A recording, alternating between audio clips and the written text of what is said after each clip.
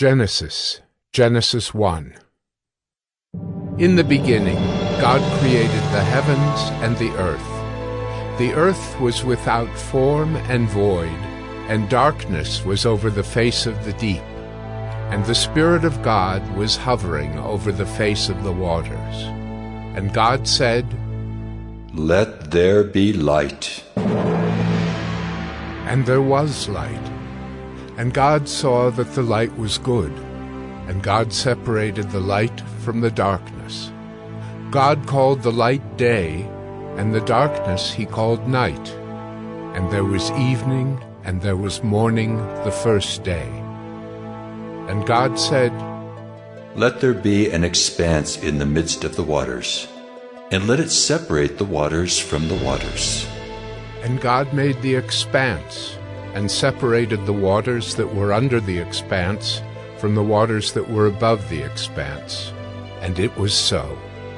And God called the expanse heaven. And there was evening, and there was morning the second day. And God said, "Let the waters under the heavens be gathered together into one place, and let the dry land appear."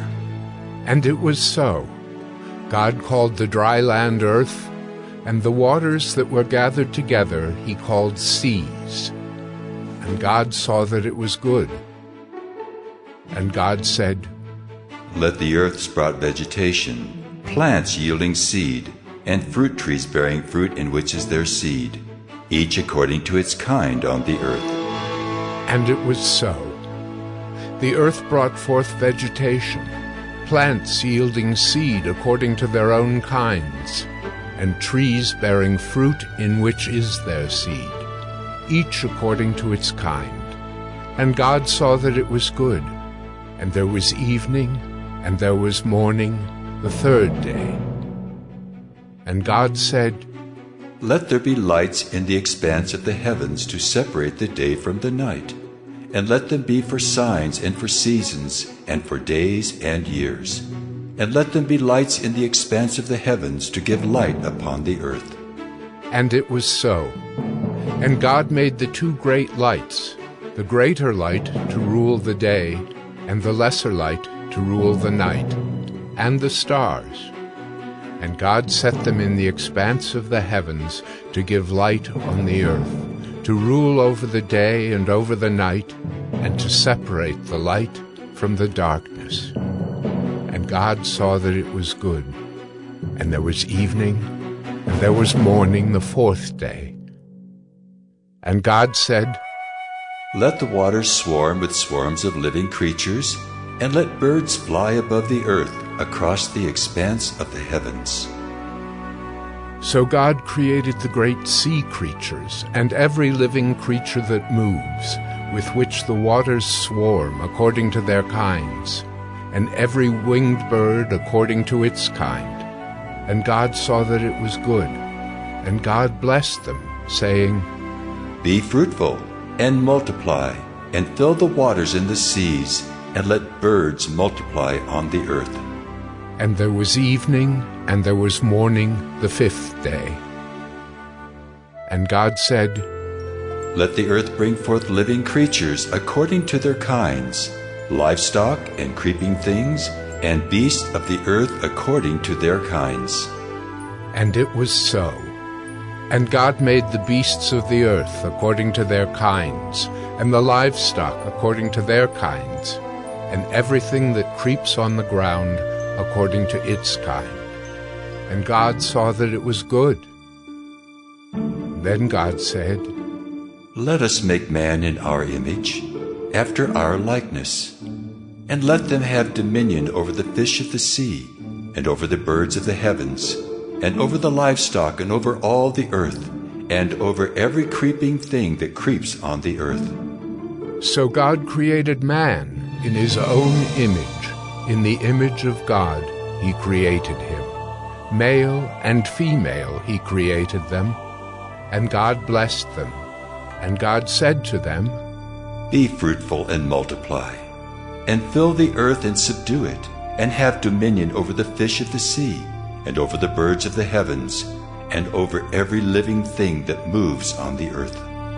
And God said, Behold, I have given you every plant yielding seed that is on the face of all the earth, and every tree with seed in its fruit. You shall have them for food. And to every beast of the earth, and to every bird of the heavens, and to everything that creeps on the earth, everything that has the breath of life, I have given every green plant for food. And it was so. And God saw everything that he had made, and behold, it was very good. And there was evening, and there was morning, the sixth day.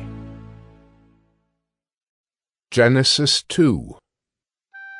Thus the heavens and the earth were finished, and all the host of them. And on the seventh day God finished his work that he had done, and he rested on the seventh day from all his work that he had done. So God blessed the seventh day, and made it holy, because on it God rested from all his work that he had done in creation. These are the generations of the heavens and the earth when they were created, in the day that the Lord God made the earth and the heavens. When no bush of the field was yet in the land, and no small plant of the field had yet sprung up, for the Lord God had not caused it to rain on the land, and there was no man to work the ground. And a mist was going up from the land, and was watering the whole face of the ground. Then the Lord God formed the man of dust from the ground, and breathed into his nostrils the breath of life. And the man became a living creature. And the Lord God planted a garden in Eden, in the east, and there he put the man whom he had formed. And out of the ground the Lord God made to spring up every tree that is pleasant to the sight and good for food. The tree of life was in the midst of the garden, and the tree of the knowledge of good and evil. A river flowed out of Eden to water the garden, and there it divided and became 4 rivers. The name of the first is the Pishon. It is the one that flowed around the whole land of Havilah, where there is gold. And the gold of that land is good. Bdellium and onyx stone are there. The name of the second river is the Gihon. It is the one that flowed around the whole land of Cush. And the name of the third river is the Tigris, which flows east of Assyria. And the fourth river is the Euphrates. The Lord God took the man and put him in the Garden of Eden to work it and keep it. And the Lord God commanded the man, saying, You may surely eat of every tree of the garden, but of the tree of the knowledge of good and evil you shall not eat, for in the day that you eat of it you shall surely die. Then the Lord God said, It is not good that the man should be alone. I will make him a helper fit for him. Now out of the ground the Lord God had formed every beast of the field and every bird of the heavens, and brought them to the man, to see what he would call them. And whatever the man called every living creature, that was its name. The man gave names to all livestock, and to the birds of the heavens, and to every beast of the field. But for Adam there was not found a helper fit for him. So the Lord God caused a deep sleep to fall upon the man, and while he slept took one of his ribs and closed up its place with flesh. And the rib that the Lord God had taken from the man he made into a woman, and brought her to the man. Then the man said, This at last is bone of my bones, and flesh of my flesh. She shall be called woman, because she was taken out of man. Therefore a man shall leave his father and his mother, and hold fast to his wife, and they shall become one flesh. And the man and his wife were both naked, and were not ashamed. Genesis 3. Now the serpent was more crafty than any other beast of the field that the Lord God had made.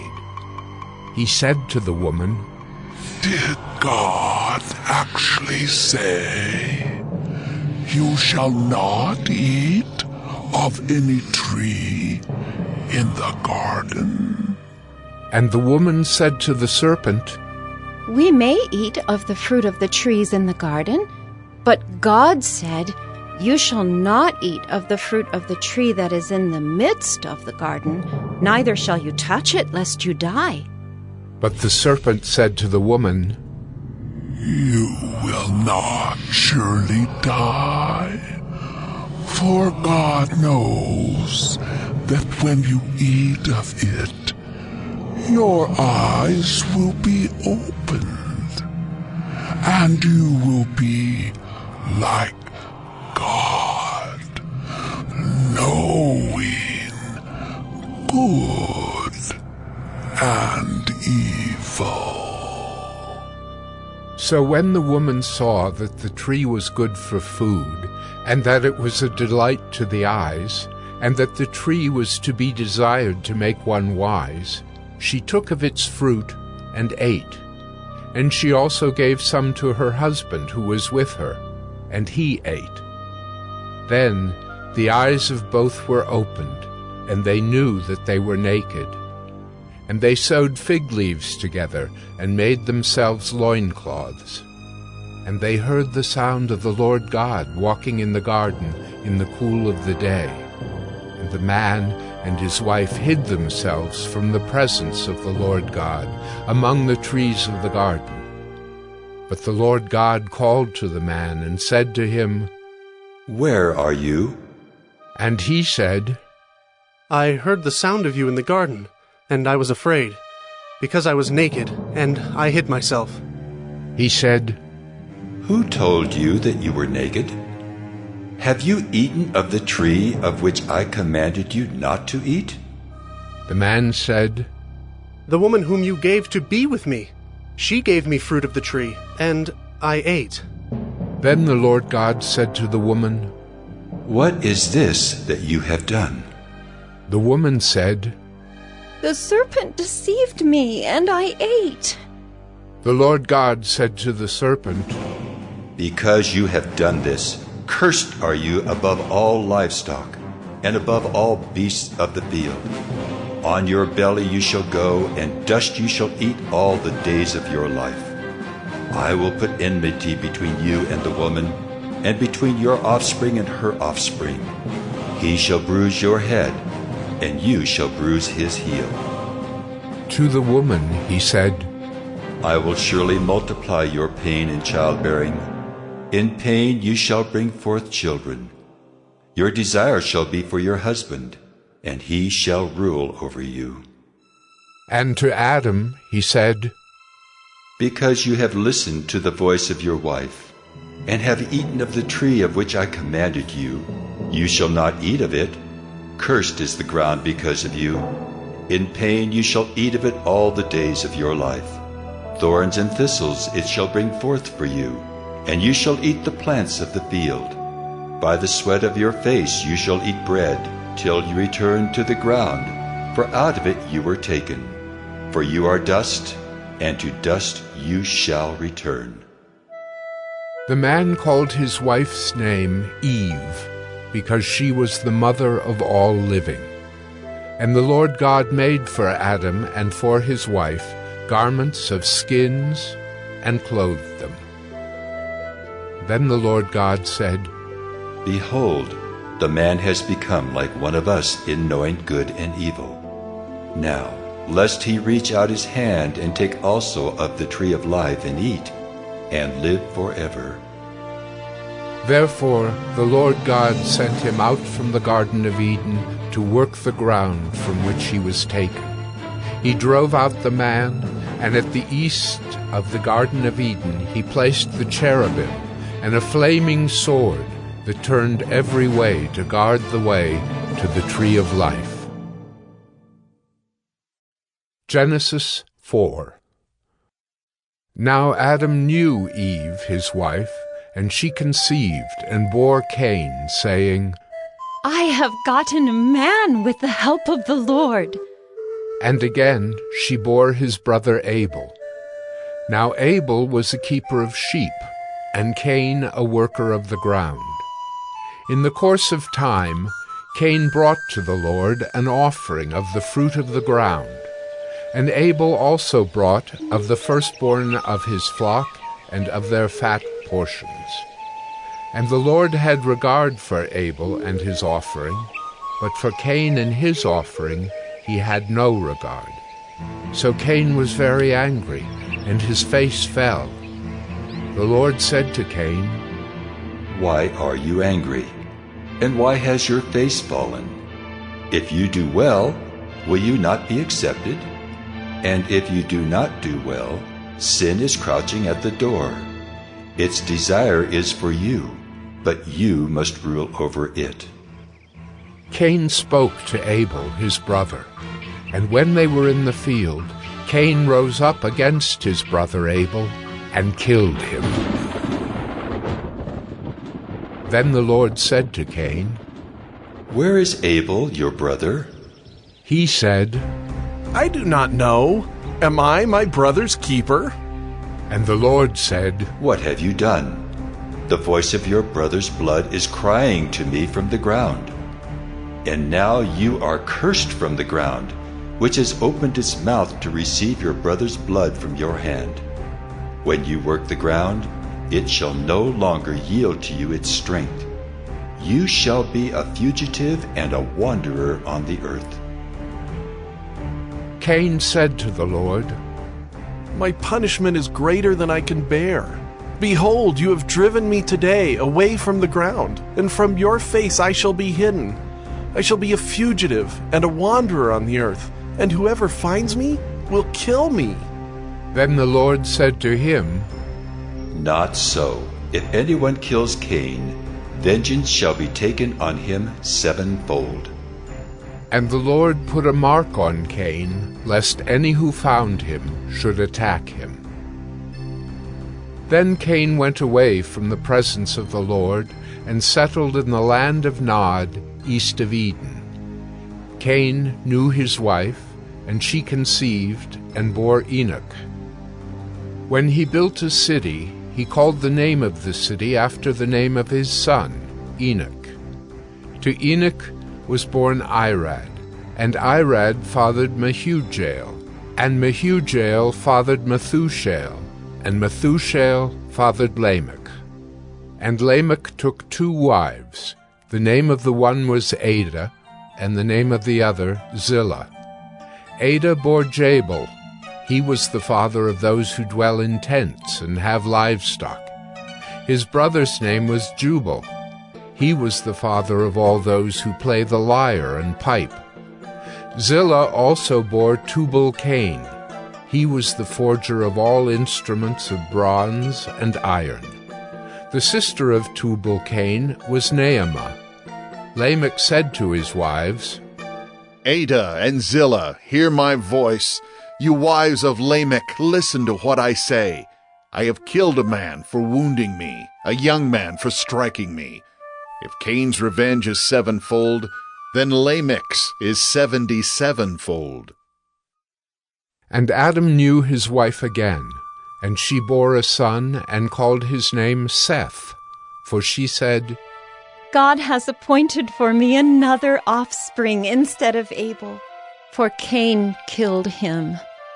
To Seth also a son was born, and he called his name Enosh. At that time people began to call upon the name of the Lord. Genesis 5. This is the book of the generations of Adam. When God created man, he made him in the likeness of God. Male and female he created them, and he blessed them and named them man when they were created. When Adam had lived 130 years, he fathered a son in his own likeness, after his image, and named him Seth. The days of Adam after he fathered Seth were 800 years, and he had other sons and daughters. Thus all the days that Adam lived were 930 years, and he died. When Seth had lived 105 years, he fathered Enosh. Seth lived after he fathered Enosh 807 years, and had other sons and daughters. Thus all the days of Seth were 912 years, and he died. When Enosh had lived 90 years, he fathered Kenan. Enosh lived after he fathered Kenan 815 years, and had other sons and daughters. Thus all the days of Enosh were 905 years, and he died. When Kenan had lived 70 years, he fathered Mahalalel. Kenan lived after he fathered Mahalalel 840 years, and had other sons and daughters. Thus all the days of Kenan were 910 years, and he died. When Mahalalel had lived 65 years, he fathered Jared. Mahalalel lived after he fathered Jared 830 years, and had other sons and daughters. Thus all the days of Mahalalel were 895 years, and he died. When Jared had lived 162 years, he fathered Enoch. Jared lived after he fathered Enoch 800 years, and had other sons and daughters. Thus all the days of Jared were 962 years, and he died. When Enoch had lived 65 years, he fathered Methuselah. Enoch walked with God after he fathered Methuselah 300 years, and had other sons and daughters. Thus all the days of Enoch were 365 years. Enoch walked with God, and he was not, for God took him. When Methuselah had lived 187 years, he fathered Lamech. Methuselah lived after he fathered Lamech 782 years, and had other sons and daughters. Thus all the days of Methuselah were 969 years, and he died. When Lamech had lived 182 years, he fathered a son, and called his name Noah, saying, Out of the ground that the Lord has cursed, this one shall bring us relief from our work and from the painful toil of our hands. Lamech lived after he fathered Noah 595 years, and had other sons and daughters. Thus all the days of Lamech were 777 years, and he died. After Noah was 500 years old, Noah fathered Shem, Ham, and Japheth. Genesis 6. When man began to multiply on the face of the land, and daughters were born to them, the sons of God saw that the daughters of man were attractive, and they took as their wives any they chose. Then the Lord said, My spirit shall not abide in man forever, for he is flesh. His days shall be 120 years. The Nephilim were on the earth in those days, and also afterward, when the sons of God came into the daughters of man, and they bore children to them. These were the mighty men who were of old, the men of renown. The Lord saw that the wickedness of man was great in the earth, and that every intention of the thoughts of his heart was only evil continually. And the Lord was sorry that he had made man on the earth, and it grieved him to his heart. So the Lord said, I will blot out man whom I have created from the face of the land, man and animals and creeping things and birds of the heavens, for I am sorry that I have made them. But Noah found favor in the eyes of the Lord. These are the generations of Noah. Noah was a righteous man, blameless in his generation. Noah walked with God. And Noah had 3 sons, Shem, Ham, and Japheth. Now the earth was corrupt in God's sight, and the earth was filled with violence. And God saw the earth, and behold, it was corrupt, for all flesh had corrupted their way on the earth. And God said to Noah, I have determined to make an end of all flesh, for the earth is filled with violence through them. behold, I will destroy them with the earth. Make yourself an ark of gopher wood. Make rooms in the ark, and cover it inside and out with pitch. This is how you are to make it. The length of the ark, 300 cubits. Its breadth, 50 cubits. And its height, 30 cubits. Make a roof of the ark, and finish it to a cubit above, and set the door of the ark in its side. Make it with lower, second, and third decks. For behold, I will bring a flood of waters upon the earth, to destroy all flesh in which is the breath of life under heaven. Everything that is on the earth shall die. But I will establish my covenant with you, and you shall come into the ark, you, your sons, your wife, and your sons' wives with you. And of every living thing of all flesh, you shall bring 2 of every sort into the ark to keep them alive with you. They shall be male and female, of the birds according to their kinds, and of the animals according to their kinds, of every creeping thing of the ground according to its kind. 2 of every sort shall come in to you to keep them alive. Also take with you every sort of food that is eaten, and store it up. It shall serve as food for you and for them. Noah did this. He did all that God commanded him. Genesis 7. Then the Lord said to Noah, Go into the ark, you and all your household, for I have seen that you are righteous before me in this generation.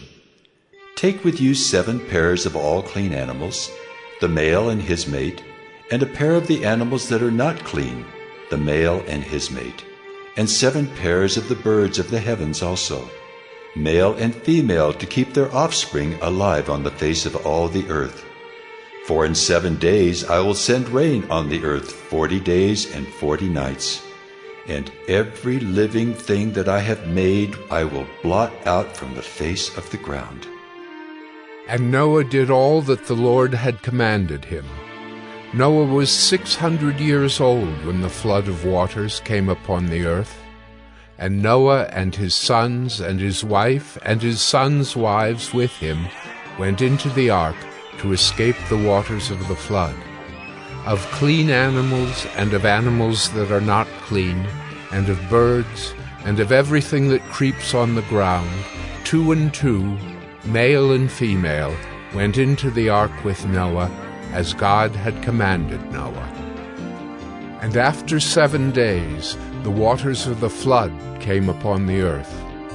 In the 600th year of Noah's life, in the 2nd month, on the 17th day of the month, on that day all the fountains of the great deep burst forth, and the windows of the heavens were opened, and rain fell upon the earth 40 days and 40 nights.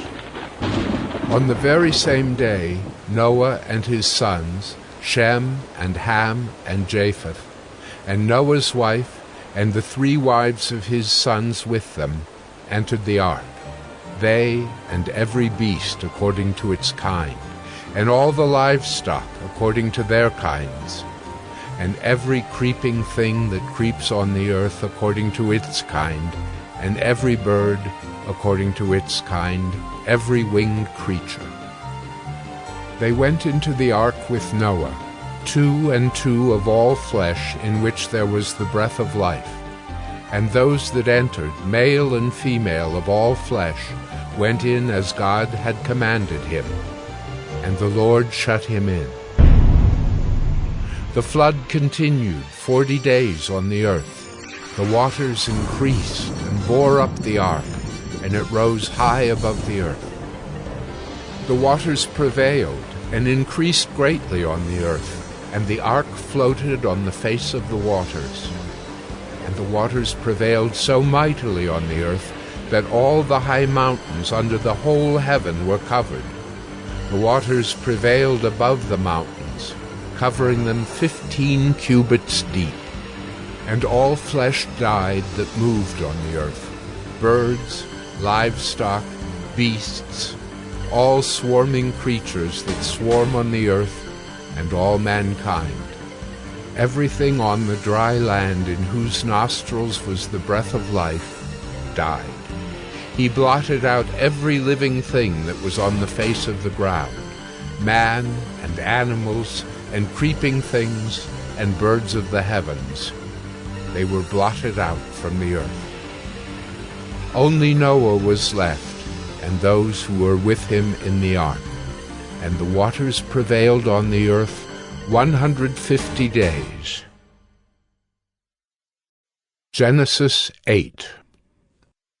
But God remembered Noah, and all the beasts and all the livestock that were with him in the ark. And God made a wind blow over the earth, and the waters subsided. The fountains of the deep and the windows of the heavens were closed, the rain from the heavens was restrained, and the waters receded from the earth continually. At the end of 150 days the waters had abated, and in the 7th month, on the 17th day of the month, the ark came to rest on the mountains of Ararat. And the waters continued to abate until the 10th month. In the 10th month, on the 1st day of the month, the tops of the mountains were seen. At the end of 40 days, Noah opened the window of the ark that he had made, and sent forth a raven. It went to and fro until the waters were dried up from the earth. Then he sent forth a dove from him, to see if the waters had subsided from the face of the ground. But the dove found no place to set her foot, and she returned to him to the ark, for the waters were still on the face of the whole earth. So he put out his hand and took her, and brought her into the ark with him. He waited another 7 days, and again he sent forth the dove out of the ark. And the dove came back to him in the evening, and behold, in her mouth was a freshly plucked olive leaf. So Noah knew that the waters had subsided from the earth. Then he waited another 7 days and sent forth the dove, and she did not return to him any more. In the 601st year, in the 1st month, the 1st day of the month, the waters were dried from off the earth. And Noah removed the covering of the ark, and looked, and behold, the face of the ground was dry. In the 2nd month, on the 27th day of the month, the earth had dried out.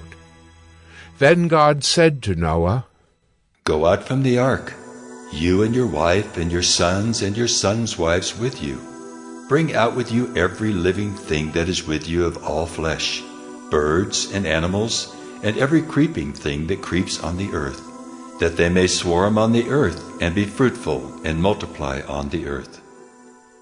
So Noah went out, and his sons and his wife and his sons' wives with him, every beast, every creeping thing, and every bird, everything that moves on the earth, went out by families from the ark.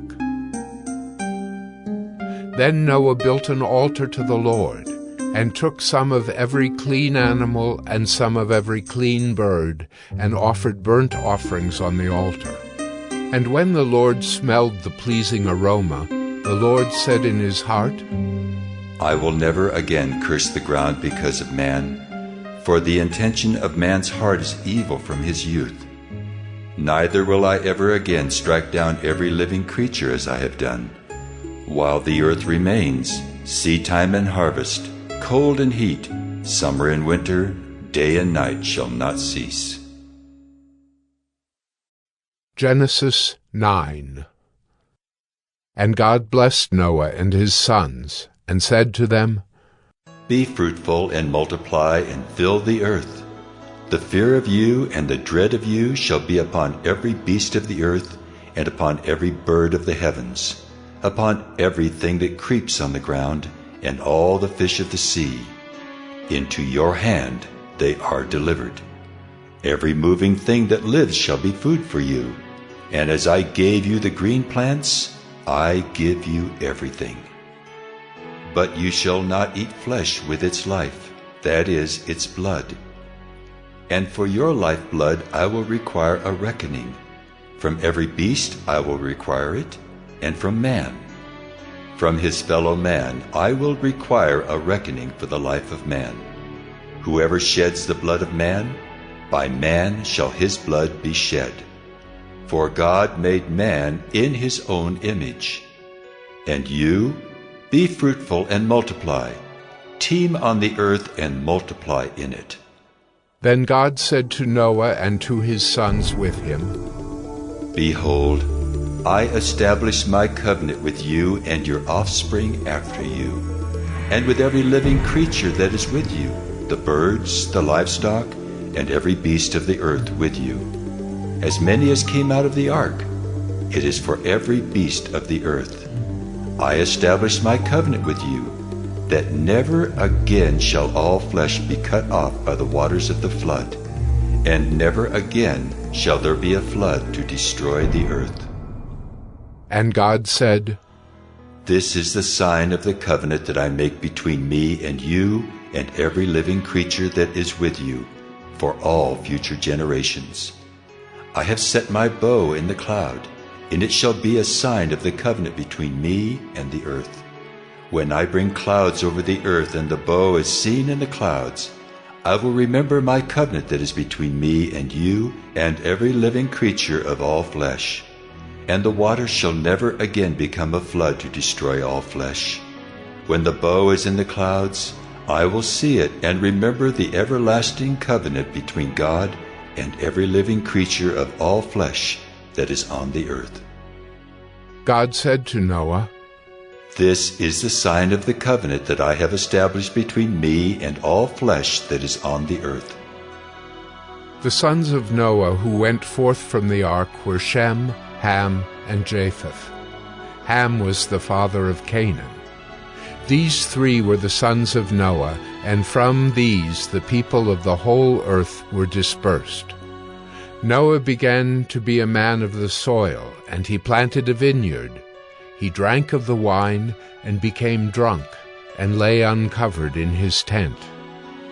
And Ham, the father of Canaan, saw the nakedness of his father, and told his two brothers outside. Then Shem and Japheth took a garment, laid it on both their shoulders, and walked backward, and covered the nakedness of their father. Their faces were turned backward, and they did not see their father's nakedness.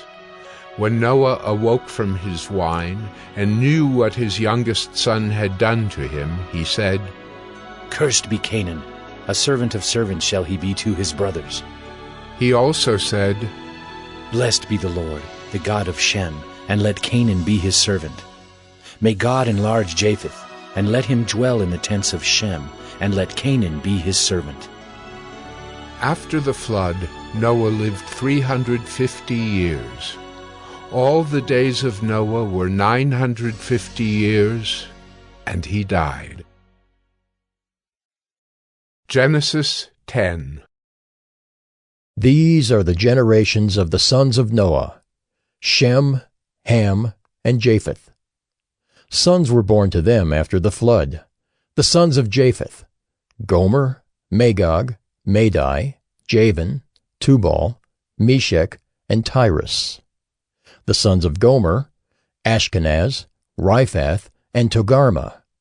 The sons of Javan: Elisha, Tarshish, Kittim, and Dodanim. From these the coastland peoples spread in their lands, each with his own language, by their clans, in their nations. The sons of Ham: Cush, Egypt, Put, and Canaan. The sons of Cush: Seba, Havilah, Sabta, Raamah, and Sabtucca. The sons of Raamah: Sheba and Dedan. Cush fathered Nimrod. He was the first on earth to be a mighty man. He was a mighty hunter before the Lord. Therefore it is said, like Nimrod, a mighty hunter before the Lord.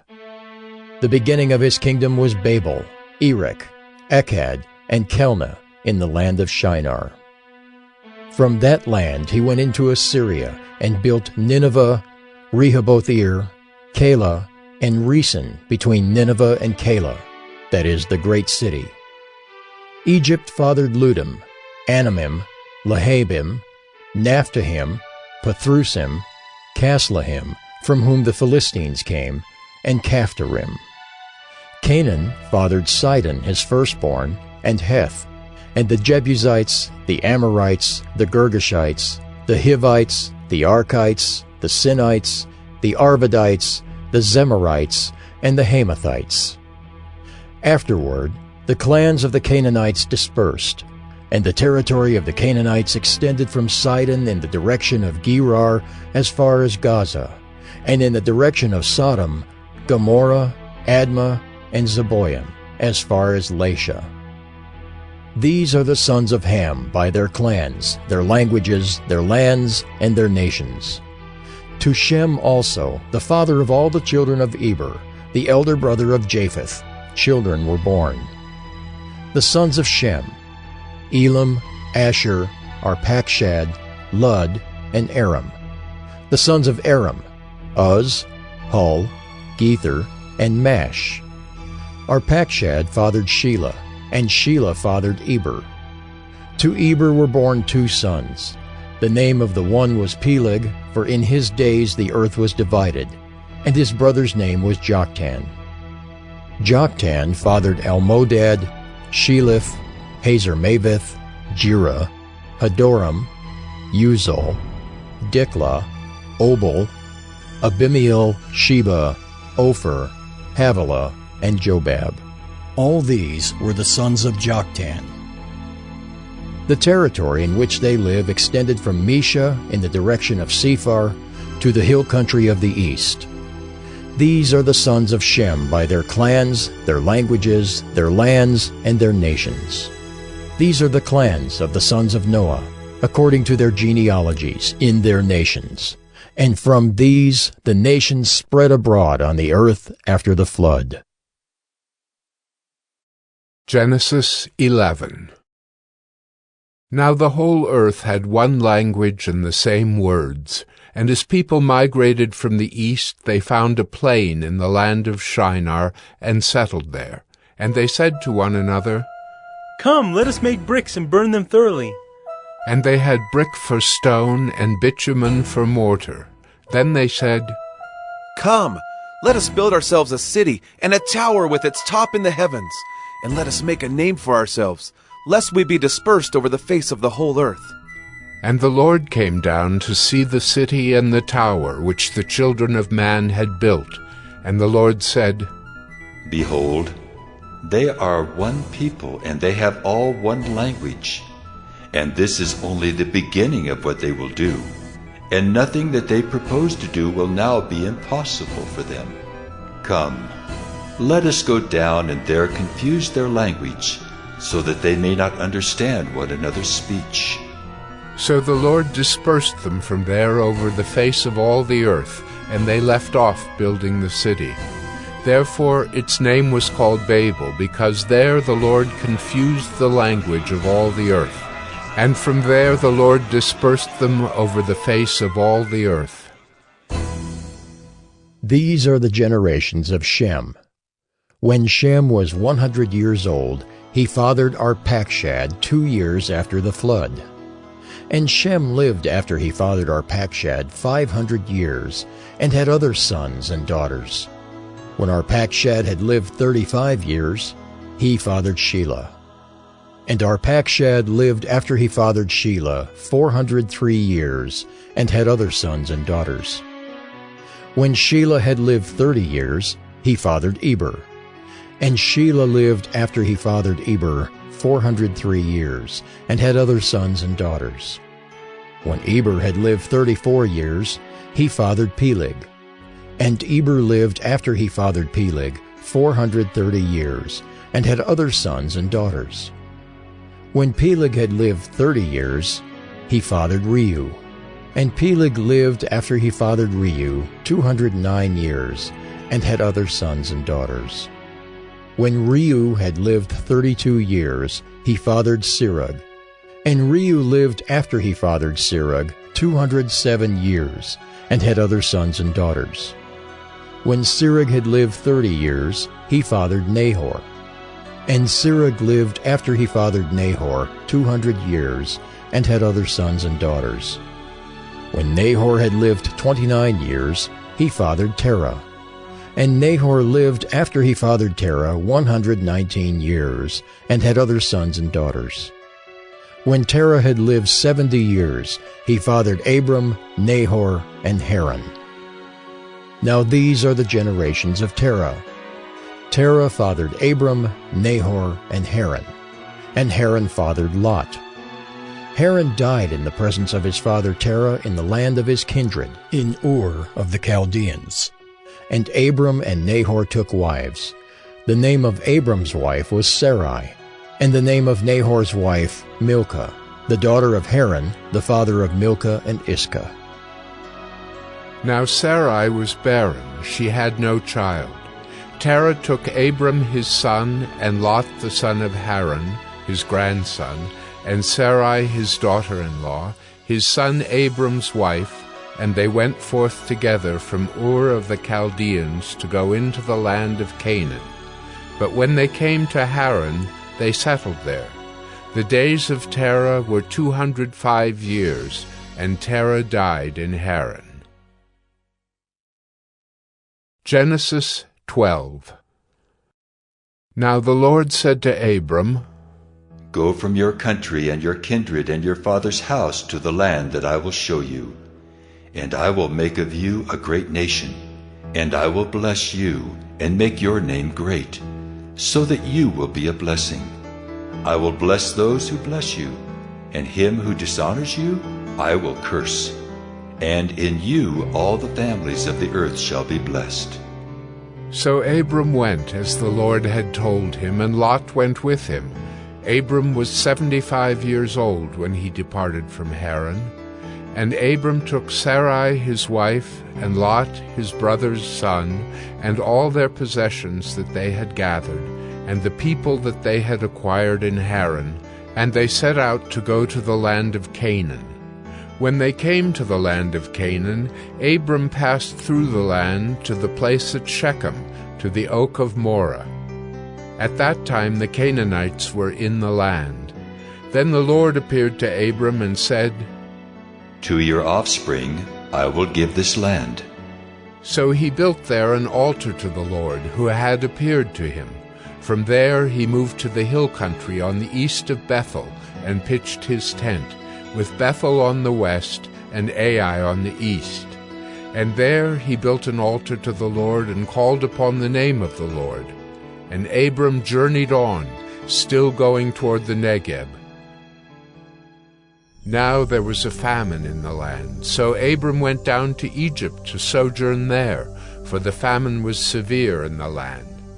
When he was about to enter Egypt, he said to Sarai his wife, I know that you are a woman beautiful in appearance, and when the Egyptians see you, they will say, This is his wife.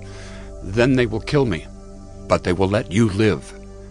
Say you are my sister, that it may go well with me because of you, and that my life may be spared for your sake. When Abram entered Egypt, the Egyptians saw that the woman was very beautiful. And when the princes of Pharaoh saw her, they praised her to Pharaoh. And the woman was taken into Pharaoh's house. And for her sake he dealt well with Abram. And he had sheep, oxen, male donkeys, male servants, female donkeys, and camels. But the Lord afflicted Pharaoh and his house with great plagues because of Sarai, Abram's wife. So Pharaoh called Abram and said, What is this you have done to me? Why did you not tell me that she was your wife? Why did you say, She is my sister, so that I took her for my wife? Now then, here is your wife. Take her and go. And Pharaoh gave men orders concerning him, and they sent him away with his wife and all that he had. Genesis 13. So Abram went up from Egypt, he and his wife and all that he had, and Lot with him, into the Negeb. Now Abram was very rich in livestock, in silver, and in gold. And he journeyed on from the Negeb as far as Bethel, to the place where his tent had been at the beginning, between Bethel and Ai, to the place where he had made an altar at the first. And there Abram called upon the name of the Lord. And Lot, who went with Abram, also had flocks and herds and tents, so that the land could not support both of them dwelling together, for their possessions were so great that they could not dwell together. And there was strife between the herdsmen of Abram's livestock and the herdsmen of Lot's livestock. At that time the Canaanites and the Perizzites were dwelling in the land. Then Abram said to Lot, Let there be no strife between you and me, and between your herdsmen and my herdsmen, for we are kinsmen. Is not the whole land before you? Separate yourself from me. If you take the left hand, then I will go to the right. Or if you take the right hand, then I will go to the left. And Lot lifted up his eyes and saw that the Jordan Valley was well watered everywhere, like the garden of the Lord, like the land of Egypt, in the direction of Zoar. This was before the Lord destroyed Sodom and Gomorrah. So Lot chose for himself all the Jordan Valley, and Lot journeyed east. Thus they separated from each other. Abram settled in the land of Canaan, while Lot settled among the cities of the valley, and moved his tent as far as Sodom. Now the men of Sodom were wicked, great sinners against the Lord. The Lord said to Abram, after Lot had separated from him, Lift up your eyes and look from the place where you are, northward and southward and eastward and westward. For all the land that you see I will give to you and to your offspring forever. I will make your offspring as the dust of the earth, so that if one can count the dust of the earth, your offspring also can be counted. Arise, walk through the length and the breadth of the land, for I will give it to you. So Abram moved his tent, and came and settled by the oaks of Mamre, which are at Hebron, and there he built an altar to the Lord. Genesis 14. In the days of Amraphel, king of Shinar, Arioch, king of Elasar, Chedorlaomer, king of Elam, and Tidal, king of Goyim. These kings made war with Bera, king of Sodom, Bersha, king of Gomorrah, Shinab, king of Admah, Shemeber, king of Zeboim, and the king of Bela, that is Zoar. And all these joined forces in the valley of Siddim, that is the Salt Sea. 12 years they had served Chedorlaomer, but in the 13th year they rebelled.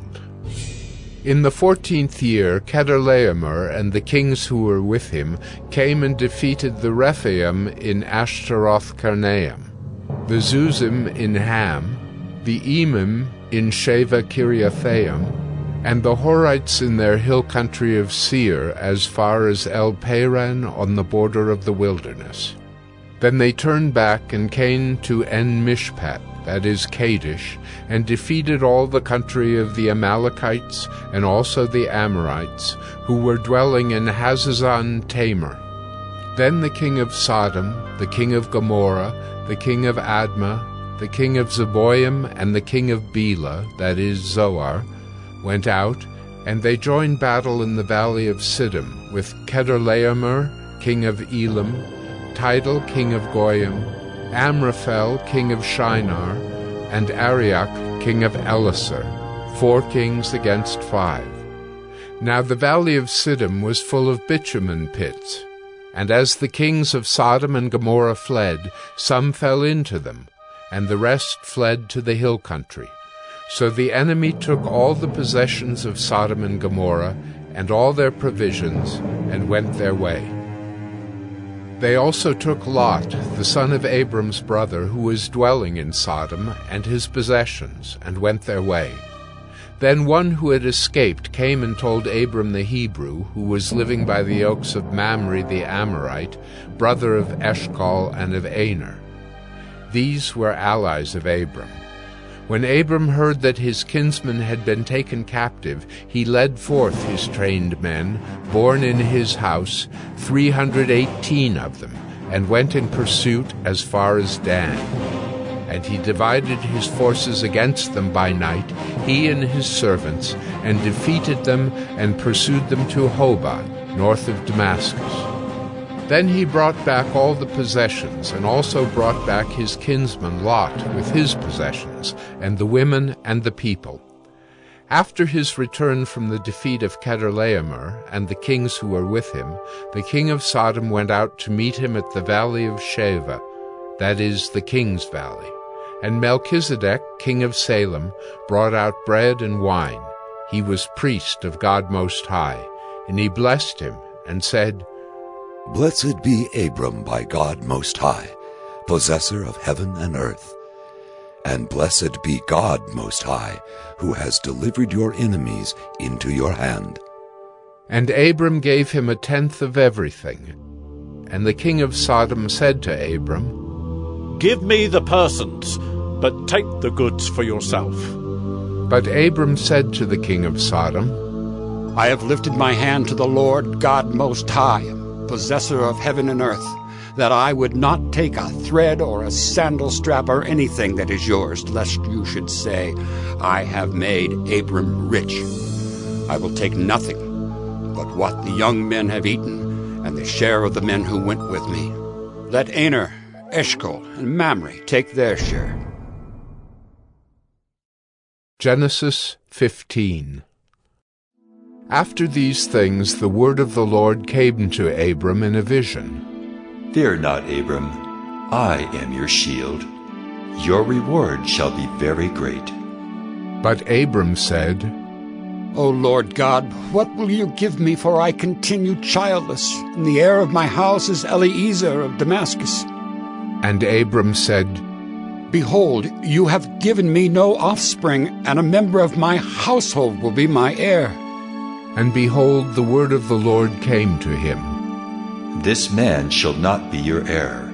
Your very own son shall be your heir. And he brought him outside and said, Look toward heaven, and number the stars, if you are able to number them. Then he said to him, So shall your offspring be. And he believed the Lord, and he counted it to him as righteousness. And he said to him, I am the Lord who brought you out from Ur of the Chaldeans, to give you this land to possess. But he said, O Lord God, how am I to know that I shall possess it? He said to him, Bring me a heifer 3 years old, a female goat 3 years old, a ram 3 years old, a turtle dove, and a young pigeon. And he brought him all these, cut them in half, and laid each half over against the other. But he did not cut the birds in half. And when birds of prey came down on the carcasses, Abram drove them away. As the sun was going down, a deep sleep fell on Abram, and behold, dreadful and great darkness fell upon him. Then the Lord said to Abram, Know for certain that your offspring will be sojourners in a land that is not theirs, and will be servants there, and they will be afflicted for 400 years. But I will bring judgment on the nation that they serve, and afterward they shall come out with great possessions. As for yourself, you shall go to your fathers in peace. You shall be buried in a good old age. And they shall come back here in the 4th generation, for the iniquity of the Amorites is not yet complete. When the sun had gone down and it was dark, behold, a smoking fire pot and a flaming torch passed between these pieces. On that day the Lord made a covenant with Abram, saying, To your offspring I give this land, from the river of Egypt to the great river, the river Euphrates, the land of the Kenites, the Kenizzites, the Cadmonites, the Hittites, the Perizzites, the Rephaim, the Amorites, the Canaanites, the Girgashites, and the Jebusites. Genesis 16. Now Sarai, Abram's wife, had borne him no children. She had a female Egyptian servant whose name was Hagar. And Sarai said to Abram, Behold now, the Lord has prevented me from bearing children. Go into my servant. It may be that I shall obtain children by her. And Abram listened to the voice of Sarai. So after Abram had lived 10 years in the land of Canaan, Sarai, Abram's wife, took Hagar the Egyptian her servant, and gave her to Abram her husband as a wife. And he went in to Hagar, and she conceived. And when she saw that she had conceived, she looked with contempt on her mistress. And Sarai said to Abram, May the wrong done to me be on you. I gave my servant to your embrace, and when she saw that she had conceived, she looked on me with contempt. May the Lord judge between you and me. But Abram said to Sarai, Behold, your servant is in your power. Do to her as you please. Then Sarai dealt harshly with her, and she fled from her. The angel of the Lord found her by a spring of water in the wilderness, the spring on the way to Shur. And he said, Hagar, servant of Sarai, where have you come from, and where are you going? She said, I am fleeing from my mistress Sarai. The angel of the Lord said to her, Return to your mistress and submit to her. The angel of the Lord also said to her, I will surely multiply your offspring, so that they cannot be numbered for multitude. And the angel of the Lord said to her, Behold, you are pregnant and shall bear a son. You shall call his name Ishmael, because the Lord has listened to your affliction. He shall be a wild donkey of a man, his hand against everyone, and everyone's hand against him. And he shall dwell over against all his kinsmen. So she called the name of the Lord who spoke to her. You are a God of seeing. For she said, Truly, here I have seen him who looks after me. Therefore the well was called Bir Lahairoi. It lies between Kadesh and Bered. And Hagar bore Abram a son.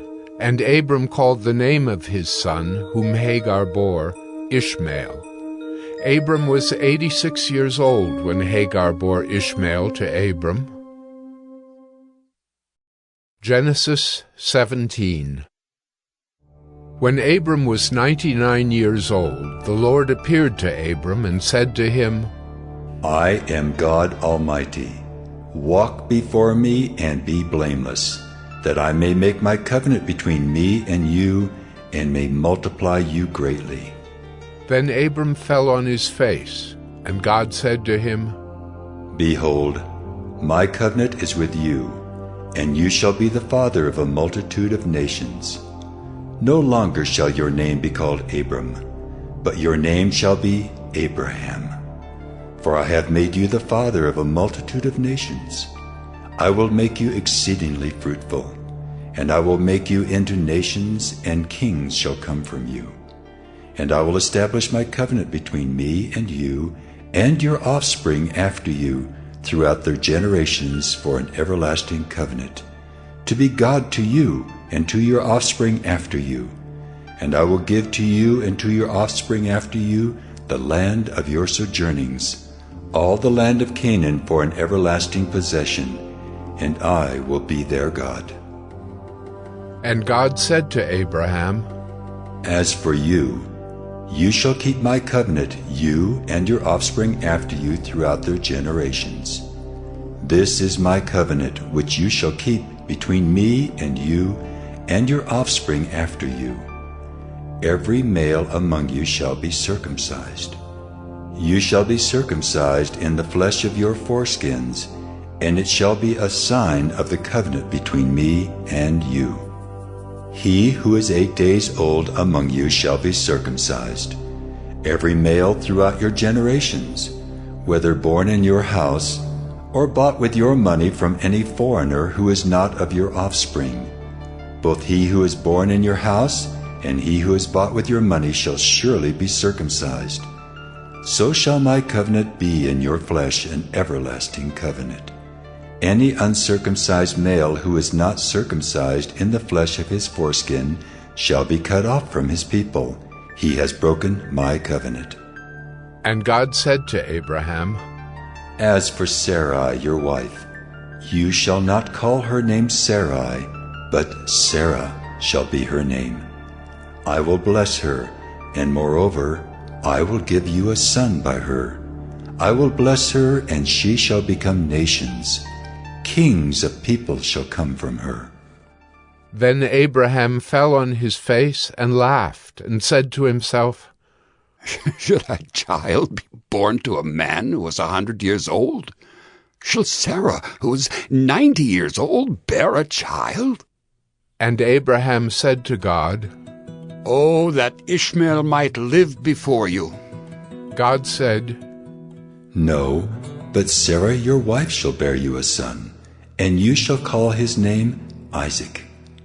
I will establish my covenant with him as an everlasting covenant for his offspring after him. As for Ishmael, I have heard you. Behold, I have blessed him and will make him fruitful, and multiply him greatly. He shall father 12 princes, and I will make him into a great nation. But I will establish my covenant with Isaac, whom Sarah shall bear to you at this time next year. When he had finished talking with him, God went up from Abraham. Then Abraham took Ishmael his son, and all those born in his house or bought with his money, every male among the men of Abraham's house, and he circumcised the flesh of their foreskins that very day, as God had said to him. Abraham was 99 years old when he was circumcised in the flesh of his foreskin, and Ishmael his son was 13 years old when he was circumcised in the flesh of his foreskin. That very day Abraham and his son Ishmael were circumcised. And all the men of his house, those born in the house, and those bought with money from a foreigner, were circumcised with him. Genesis 18. And the Lord appeared to him by the oaks of Mamre, as he sat at the door of his tent in the heat of the day. He lifted up his eyes and looked, and behold, 3 men were standing in front of him. When he saw them, he ran from the tent door to meet them, and bowed himself to the earth, and said, O Lord, if I have found favor in your sight, do not pass by your servant. Let a little water be brought, and wash your feet, and rest yourselves under the tree, while I bring a morsel of bread that you may refresh yourselves, and after that you may pass on, since you have come to your servant. So they said, Do as you have said. And Abraham went quickly into the tent to Sarah and said, Quick, 3 seahs of fine flour, knead it, and make cakes. And Abraham ran to the herd and took a calf, tender and good, and gave it to a young man, who prepared it quickly. Then he took curds and milk and the calf that he had prepared, and set it before them. And he stood by them under the tree while they ate. They said to him, Where is Sarah, your wife? And he said, She is in the tent. The Lord said, I will surely return to you about this time next year, and Sarah your wife shall have a son. And Sarah was listening at the tent door behind him. Now Abraham and Sarah were old, advanced in years. The way of women had ceased to be with Sarah. So Sarah laughed to herself, saying, After I am worn out and my Lord is old, shall I have pleasure? The Lord said to Abraham, Why did Sarah laugh and say, Shall I indeed bear a child now that I am old? Is anything too hard for the Lord? At the appointed time I will return to you, about this time next year, and Sarah shall have a son. But Sarah denied it, saying, I did not laugh. For she was afraid. He said, No, but you did laugh. Then the men set out from there, and they looked down toward Sodom. And Abraham went with them to set them on their way. The Lord said, Shall I hide from Abraham what I am about to do, seeing that Abraham shall surely become a great and mighty nation, and all the nations of the earth shall be blessed in him? For I have chosen him that he may command his children and his household after him to keep the way of the Lord by doing righteousness and justice, so that the Lord may bring to Abraham what he has promised him. Then the Lord said, Because the outcry against Sodom and Gomorrah is great, and their sin is very grave, I will go down to see whether they have done altogether according to the outcry that has come to me. And if not, I will know.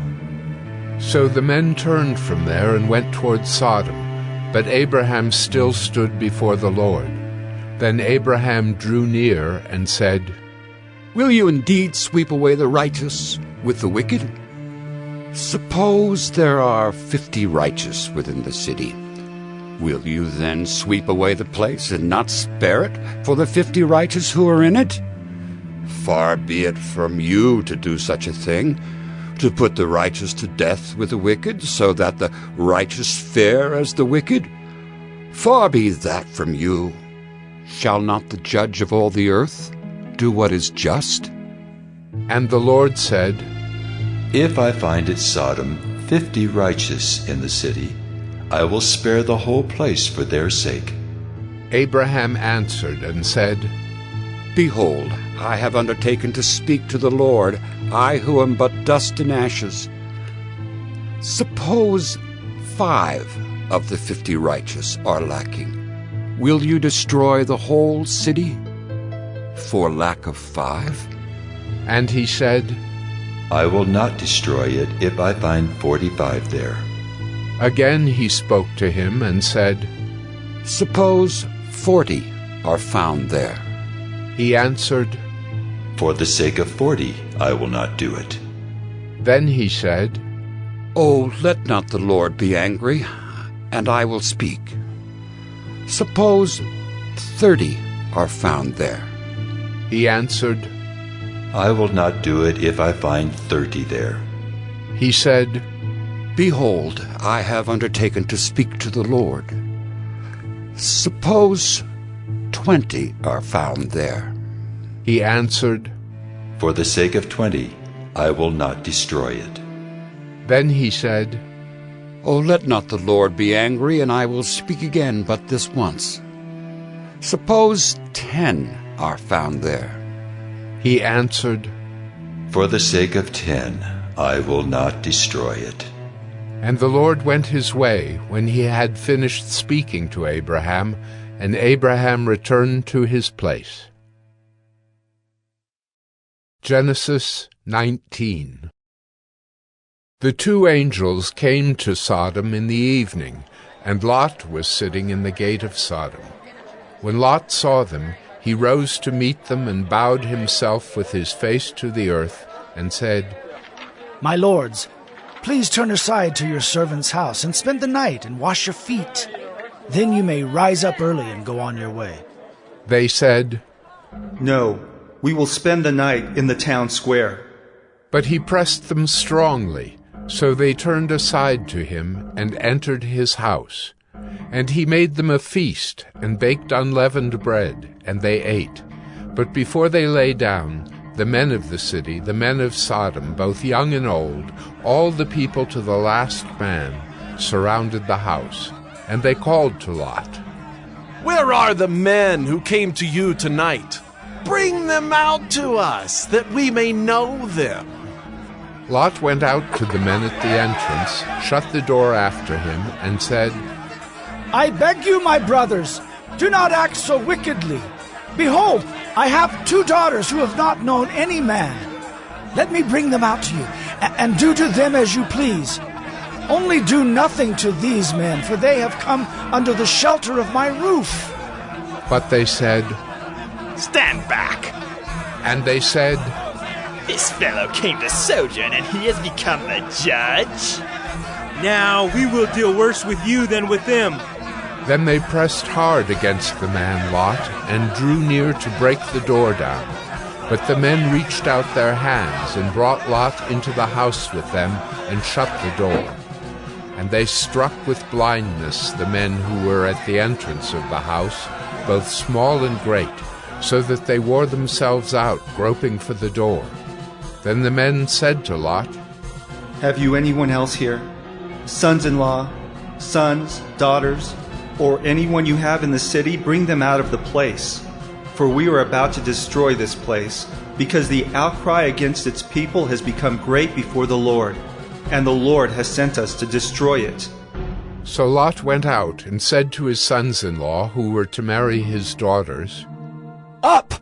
Get out of this place, for the Lord is about to destroy the city." But he seemed to his sons-in-law to be jesting. As morning dawned, the angels urged Lot, saying, "Up, take your wife and your 2 daughters who are here, lest you be swept away in the punishment of the city." But he lingered. So the men seized him and his wife and his 2 daughters by the hand, the Lord being merciful to him, and they brought him out and set him outside the city.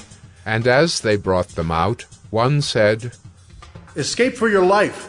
Do not look back or stop anywhere in the valley. Escape to the hills, lest you be swept away." And Lot said to them, "Oh no, my lords. Behold, your servant has found favor in your sight, and you have shown me great kindness in saving my life. But I cannot escape to the hills, lest the disaster overtake me and I die. Behold, this city is near enough to flee to, and it is a little one. Let me escape there. Is it not a little one? And my life will be saved." He said to him, "Behold, I grant you this favor also, that I will not overthrow the city of which you have spoken. Escape there quickly, for I can do nothing till you arrive there." Therefore the name of the city was called Zoar. The sun had risen on the earth when Lot came to Zoar. Then the Lord rained on Sodom and Gomorrah sulfur and fire from the Lord out of heaven. And he overthrew those cities, and all the valley, and all the inhabitants of the cities, and what grew on the ground. But Lot's wife, behind him, looked back, and she became a pillar of salt. And Abraham went early in the morning to the place where he had stood before the Lord. And he looked down toward Sodom and Gomorrah, and toward all the land of the valley. And he looked, and behold, the smoke of the land went up like the smoke of a furnace.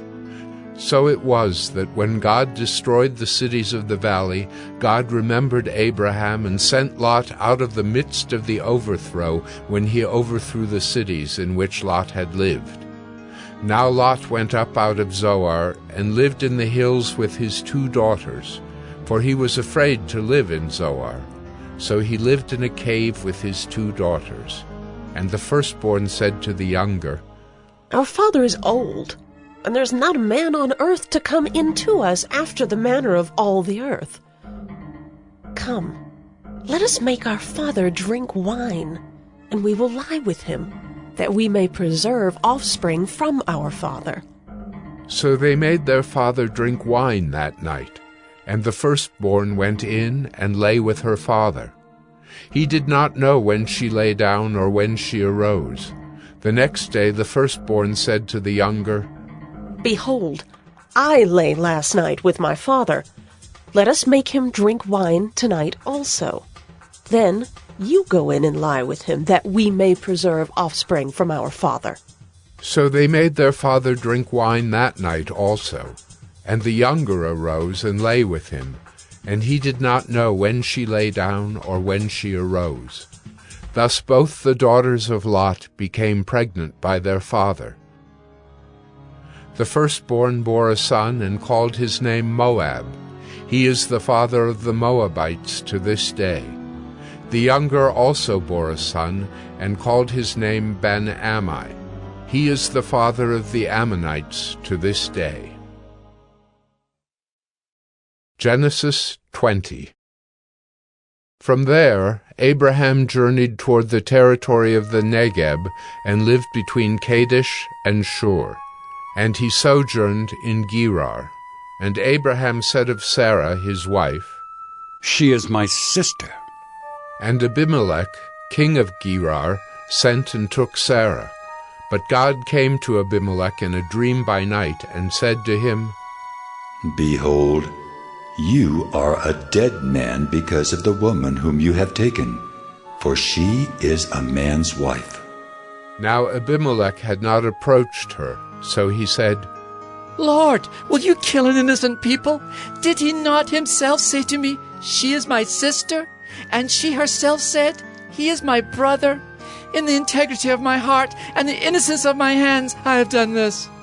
Then God said to him in the dream, Yes, I know that you have done this in the integrity of your heart, and it was I who kept you from sinning against me. Therefore, I did not let you touch her. Now then, return the man's wife, for he is a prophet, so that he will pray for you, and you shall live. But if you do not return her, know that you shall surely die, you and all who are yours. So Abimelech rose early in the morning and called all his servants and told them all these things. And the men were very much afraid. Then Abimelech called Abraham and said to him, What have you done to us? And how have I sinned against you, that you have brought on me and my kingdom a great sin? You have done to me things that ought not to be done. And Abimelech said to Abraham, What did you see that you did this thing? Abraham said, I did it because I thought there is no fear of God at all in this place, and they will kill me because of my wife. Besides, she is indeed my sister, the daughter of my father, though not the daughter of my mother, and she became my wife. And when God caused me to wander from my father's house, I said to her, This is the kindness you must do me. At every place to which we come, say of me, He is my brother.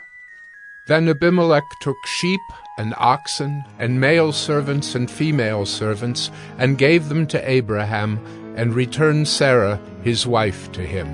And Abimelech said, Behold, my land is before you. Dwell where it pleases you. To Sarah he said, Behold, I have given your brother 1,000 pieces of silver. It is a sign of your innocence in the eyes of all who are with you, and before everyone you are vindicated. Then Abraham prayed to God, and God healed Abimelech, and also healed his wife and female slaves, so that they bore children. For the Lord had closed all the wombs of the house of Abimelech because of Sarah, Abraham's wife. Genesis 21. The Lord visited Sarah as he had said, and the Lord did to Sarah as he had promised. And Sarah conceived and bore Abraham a son in his old age at the time of which God had spoken to him. Abraham called the name of his son who was born to him, whom Sarah bore him, Isaac. And Abraham circumcised his son Isaac when he was 8 days old, as God had commanded him. Abraham was 100 years old when his son Isaac was born to him. And Sarah said, God has made laughter for me. Everyone who hears will laugh over me. And she said, Who would have said to Abraham that Sarah would nurse children? Yet I have borne him a son in his old age. And the child grew and was weaned. And Abraham made a great feast on the day that Isaac was weaned. But Sarah saw the son of Hagar the Egyptian, whom she had borne to Abraham, laughing. So she said to Abraham, Cast out this slave woman with her son, for the son of this slave woman shall not be heir with my son Isaac. And the thing was very displeasing to Abraham on account of his son. But God said to Abraham, Be not displeased because of the boy and because of your slave woman. Whatever Sarah says to you, do as she tells you, for through Isaac shall your offspring be named. And I will make a nation of the son of the slave woman also, because he is your offspring. So Abraham rose early in the morning and took bread and a skin of water and gave it to Hagar, putting it on her shoulder along with the child, and sent her away. And she departed and wandered in the wilderness of Beersheba. When the water in the skin was gone, she put the child under one of the bushes. Then she went and sat down opposite him, a good way off, about the distance of a bow shot. For she said, "Let me not look on the death of the child." And as she sat opposite him, she lifted up her voice and wept. And God heard the voice of the boy, and the angel of God called to Hagar from heaven, and said to her, "What troubles you, Hagar? Fear not, for God has heard the voice of the boy where he is. Up, lift up the boy, and hold him fast with your hand, for I will make him into a great nation." Then God opened her eyes, and she saw a well of water. And she went and filled the skin with water and gave the boy a drink. And God was with the boy, and he grew up. He lived in the wilderness and became an expert with the bow. He lived in the wilderness of Paran, and his mother took a wife for him from the land of Egypt. At that time Abimelech and Phicol the commander of his army said to Abraham, God is with you in all that you do. Now therefore, swear to me here by God that you will not deal falsely with me or with my descendants or with my posterity. But as I have dealt kindly with you, so you will deal with me and with the land where you have sojourned. And Abraham said, I will swear. When Abraham reproved Abimelech about a well of water that Abimelech's servants had seized, Abimelech said, I do not know who has done this thing. You did not tell me, and I have not heard of it until today. So Abraham took sheep and oxen and gave them to Abimelech, and the two men made a covenant. Abraham set 7 ewe lambs of the flock apart, and Abimelech said to Abraham, What is the meaning of these 7 ewe lambs that you have set apart? He said, These 7 ewe lambs you will take from my hand, that this may be a witness for me that I dug this well. Therefore that place was called Beersheba, because there both of them swore an oath. So they made a covenant at Beersheba. Then Abimelech and Phicol the commander of his army rose up and returned to the land of the Philistines. Abraham planted a tamarisk tree in Beersheba, and called there on the name of the Lord, the everlasting God. And Abraham sojourned many days in the land of the Philistines. Genesis 22. After these things, God tested Abraham and said to him, Abraham. And he said, Here am I. He said, Take your son, your only son Isaac, whom you love, and go to the land of Moriah, and offer him there as a burnt offering on one of the mountains, of which I shall tell you. So Abraham rose early in the morning, saddled his donkey, and took 2 of his young men with him and his son Isaac. And he cut the wood for the burnt offering, and arose and went to the place of which God had told him. On the 3rd day, Abraham lifted up his eyes and saw the place from afar. Then Abraham said to his young men, Stay here with the donkey. I and the boy will go over there and worship and come again to you. And Abraham took the wood of the burnt offering and laid it on Isaac his son. And he took in his hand the fire and the knife. So they went both of them together. And Isaac said to his father Abraham, My father. And he said, Here am I, my son. He said, Behold the fire and the wood, but where is the lamb for a burnt offering? Abraham said, God will provide for himself the lamb for a burnt offering, my son. So they went both of them together.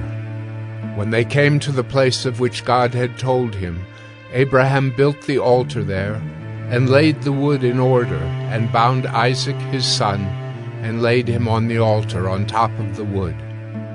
Then Abraham reached out his hand, and took the knife to slaughter his son. But the angel of the Lord called to him from heaven and said, Abraham, Abraham!" And he said, "Here am I." He said, "Do not lay your hand on the boy, or do anything to him, for now I know that you fear God, seeing you have not withheld your son, your only son, from me." And Abraham lifted up his eyes and looked, and behold, behind him was a ram caught in a thicket by his horns. And Abraham went and took the ram and offered it up as a burnt offering instead of his son. So Abraham called the name of that place, "The Lord will provide." As it is said to this day, "On the mount of the Lord it shall be provided." And the angel of the Lord called to Abraham a second time from heaven and said, "By myself I have sworn, declares the Lord, because you have done this and have not withheld your son, your only son. I will surely bless you, and I will surely multiply your offspring as the stars of heaven and as the sand that is on the seashore. And your offspring shall possess the gate of his enemies. And in your offspring shall all the nations of the earth be blessed, because you have obeyed my voice." So Abraham returned to his young men, and they arose and went together to Beersheba. And Abraham lived at Beersheba.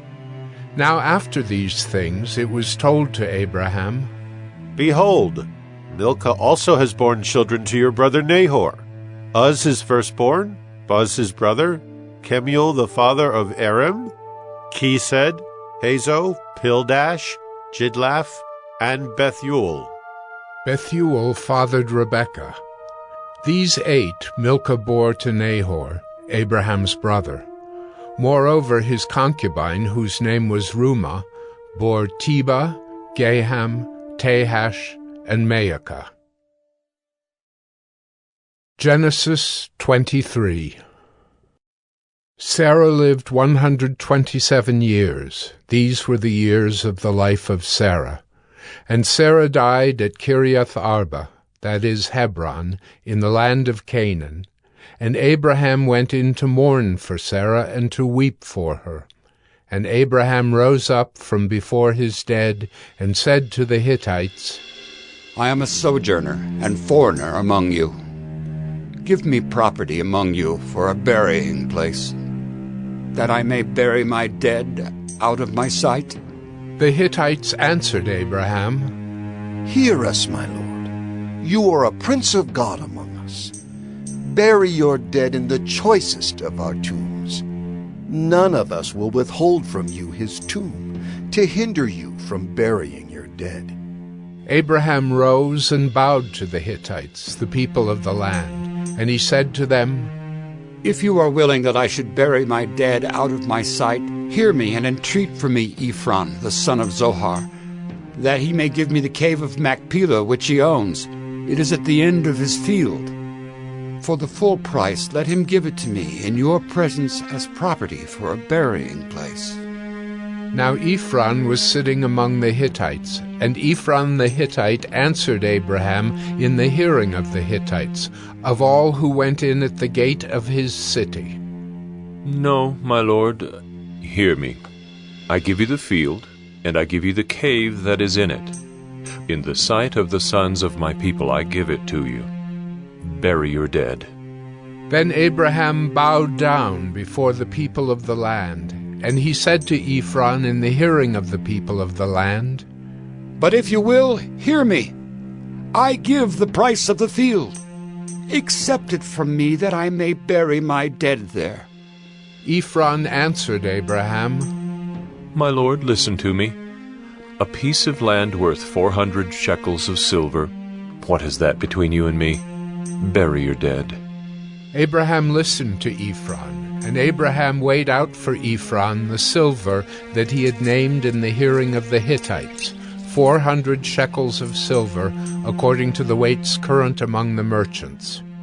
So the field of Ephron in Machpelah, which was to the east of Mamre, the field with the cave that was in it, and all the trees that were in the field, throughout its whole area, was made over to Abraham as a possession in the presence of the Hittites, before all who went in at the gate of his city. After this, Abraham buried Sarah his wife in the cave of the field of Machpelah east of Mamre, that is Hebron, in the land of Canaan. The field and the cave that is in it were made over to Abraham as property for a burying place by the Hittites. Genesis 24.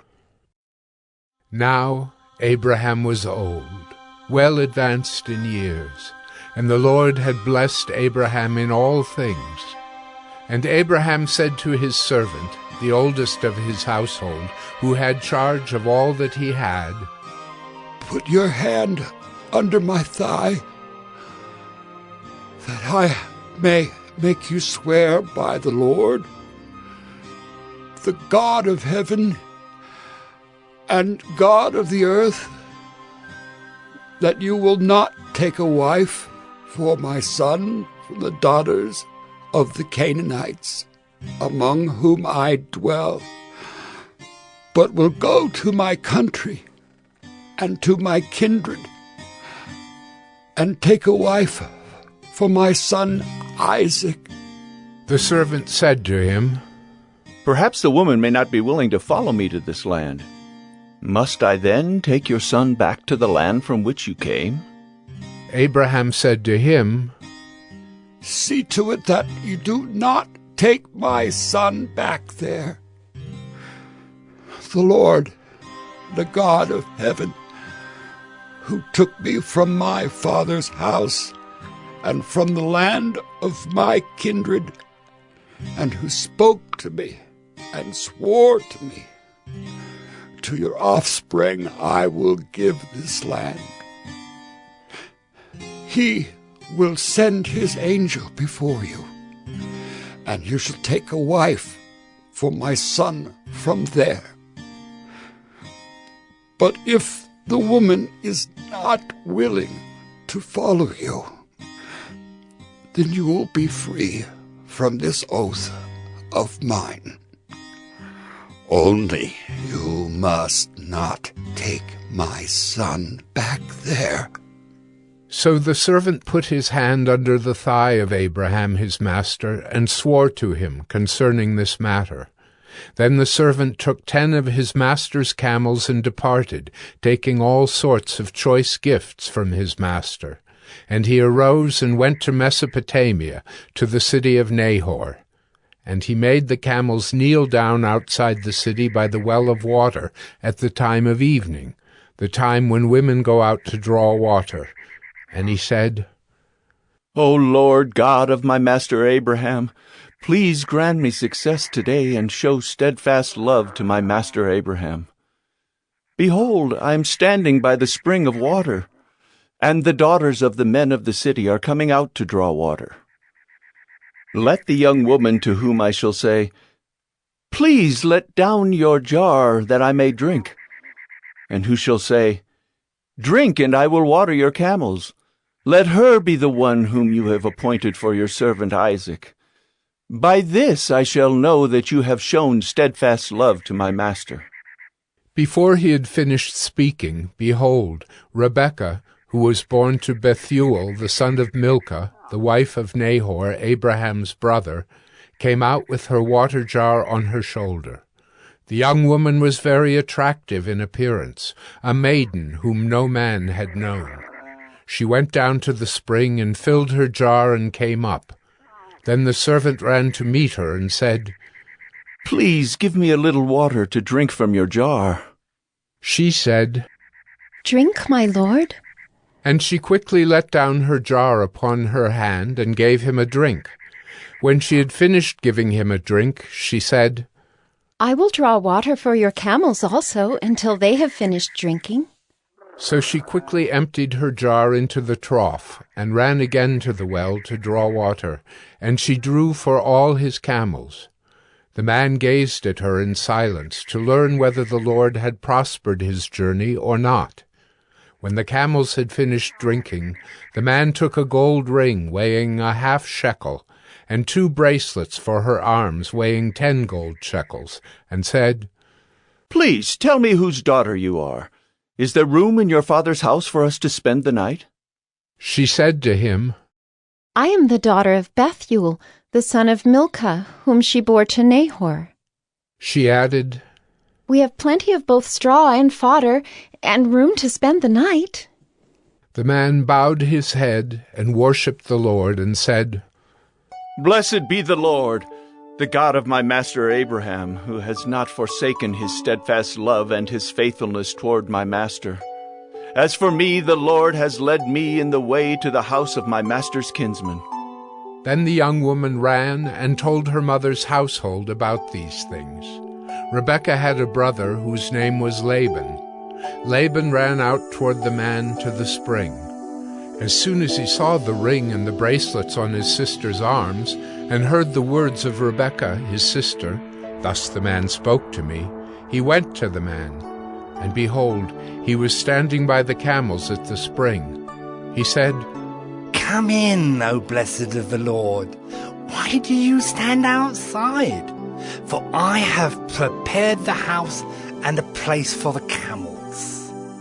So the man came to the house and unharnessed the camels, and gave straw and fodder to the camels, and there was water to wash his feet and the feet of the men who were with him. Then food was set before him to eat. But he said, I will not eat until I have said what I have to say. He said, Speak on. So he said, I am Abraham's servant. The Lord has greatly blessed my master, and he has become great. He's given him flocks and herds, silver and gold, male servants and female servants, camels and donkeys.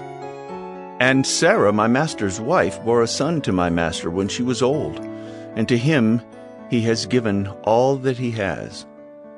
My master made me swear, saying, You shall not take a wife for my son from the daughters of the Canaanites in whose land I dwell, but you shall go to my father's house and to my clan and take a wife for my son. I said to my master, Perhaps the woman will not follow me. But he said to me, The Lord before whom I have walked will send his angel with you and prosper your way. You shall take a wife for my son from my clan and from my father's house. Then you will be free from my oath when you come to my clan.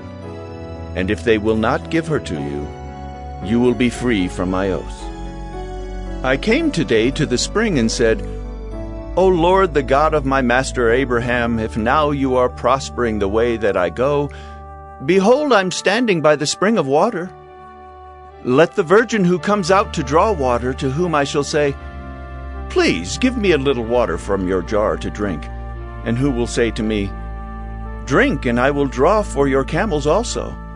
Let her be the woman whom the Lord has appointed for my master's son. Before I had finished speaking in my heart, behold, Rebekah came out with her water jar on her shoulder, and she went down to the spring and drew water. I said to her, Please let me drink. She quickly let down her jar from her shoulder and said, Drink, and I will give your camels drink also. So I drank, and she gave the camels drink also.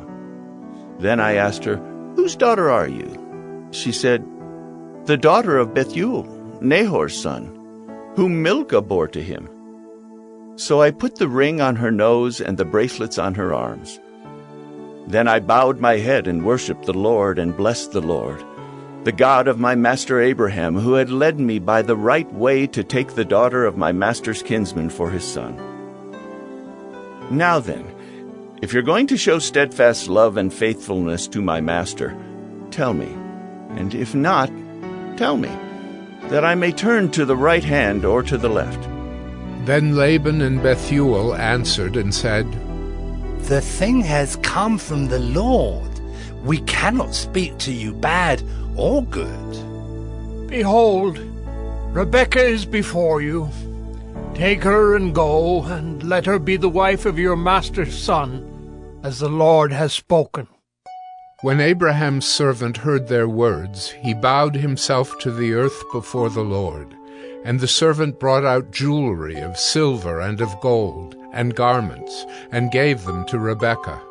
He also gave to her brother and to her mother costly ornaments. And he and the men who were with him ate and drank, and they spent the night there. When they arose in the morning, he said, Send me away to my master. Her brother and her mother said, Let the young woman remain with us a while, at least 10 days. After that, she may go. But he said to them, Do not delay me, since the Lord has prospered my way. Send me away, that I may go to my master. They said, Let us call the young woman and ask her. And they called Rebekah and said to her, Will you go with this man? She said, I will go. So they sent away Rebekah their sister and her nurse, and Abraham's servant and his men. And they blessed Rebekah and said to her, Our sister, may you become thousands of 10,000s, and may your offspring possess the gate of those who hate him. Then Rebekah and her young women arose and rode on the camels and followed the man. Thus the servant took Rebekah and went his way. Now Isaac had returned from Beer-lahai-roi and was dwelling in the Negeb. And Isaac went out to meditate in the field toward evening. And he lifted up his eyes and saw, and behold, there were camels coming. And Rebekah lifted up her eyes, and when she saw Isaac, she dismounted from the camel and said to the servant, Who is that man walking in the field to meet us? The servant said, It is my master. So she took her veil and covered herself. And the servant told Isaac all the things that he had done. Then Isaac brought her into the tent of Sarah, his mother, and took Rebekah, and she became his wife, and he loved her. So Isaac was comforted after his mother's death. Genesis 25. Abraham took another wife, whose name was Keturah. She bore him Zimran, Jokshan, Medan, Midian, Ishbak, and Shua. Jokshan fathered Sheba and Dedan. The sons of Dedan were Asherim, Letushim, and Leamim. The sons of Midian were Ephah, Epher, Hanok, Abida, and Eldaah. All these were the children of Keturah. Abraham gave all he had to Isaac. But to the sons of his concubines Abraham gave gifts. And while he was still living, he sent them away from his son Isaac, eastward to the east country. These are the days of the years of Abraham's life, 175 years. Abraham breathed his last and died in a good old age, an old man and full of years, and was gathered to his people. Isaac and Ishmael his sons buried him in the cave of Machpelah, in the field of Ephron, the son of Zohar the Hittite, east of Mamre, the field that Abraham purchased from the Hittites. There Abraham was buried with Sarah his wife. After the death of Abraham, God blessed Isaac his son, and Isaac settled at Beer-lahai-roi. These are the generations of Ishmael, Abraham's son, whom Hagar the Egyptian, Sarah's servant, bore to Abraham. These are the names of the sons of Ishmael, named in the order of their birth: Nebaioth, the firstborn of Ishmael, and Kedar, Adbeel, Mibsam, Mishma, Duma, Massa, Hadad, Tema, Jeter, Naphish, and Kedemah. These are the sons of Ishmael, and these are their names, by their villages and by their encampments, 12 princes according to their tribes. These are the years of the life of Ishmael, 137 years. He breathed his last and died, and was gathered to his people. They settled from Havilah to Shur, which is opposite Egypt in the direction of Assyria. He settled over against all his kinsmen. These are the generations of Isaac, Abraham's son. Abraham fathered Isaac, and Isaac was 40 years old when he took Rebekah, the daughter of Bethuel the Aramean of Padan Aram, the sister of Laban the Aramean, to be his wife. And Isaac prayed to the Lord for his wife because she was barren. And the Lord granted his prayer, and Rebekah his wife conceived. The children struggled together within her, and she said, "If it is thus, why is this happening to me?" So she went to inquire of the Lord, and the Lord said to her, 2 nations are in your womb, and 2 peoples from within you shall be divided. The one shall be stronger than the other. The older shall serve the younger. When her days to give birth were completed, behold, there were twins in her womb. The first came out red, all his body like a hairy cloak, so they called his name Esau. Afterward his brother came out with his hand holding Esau's heel, so his name was called Jacob. Isaac was 60 years old when she bore them. When the boys grew up, Esau was a skillful hunter, a man of the field, while Jacob was a quiet man, dwelling in tents.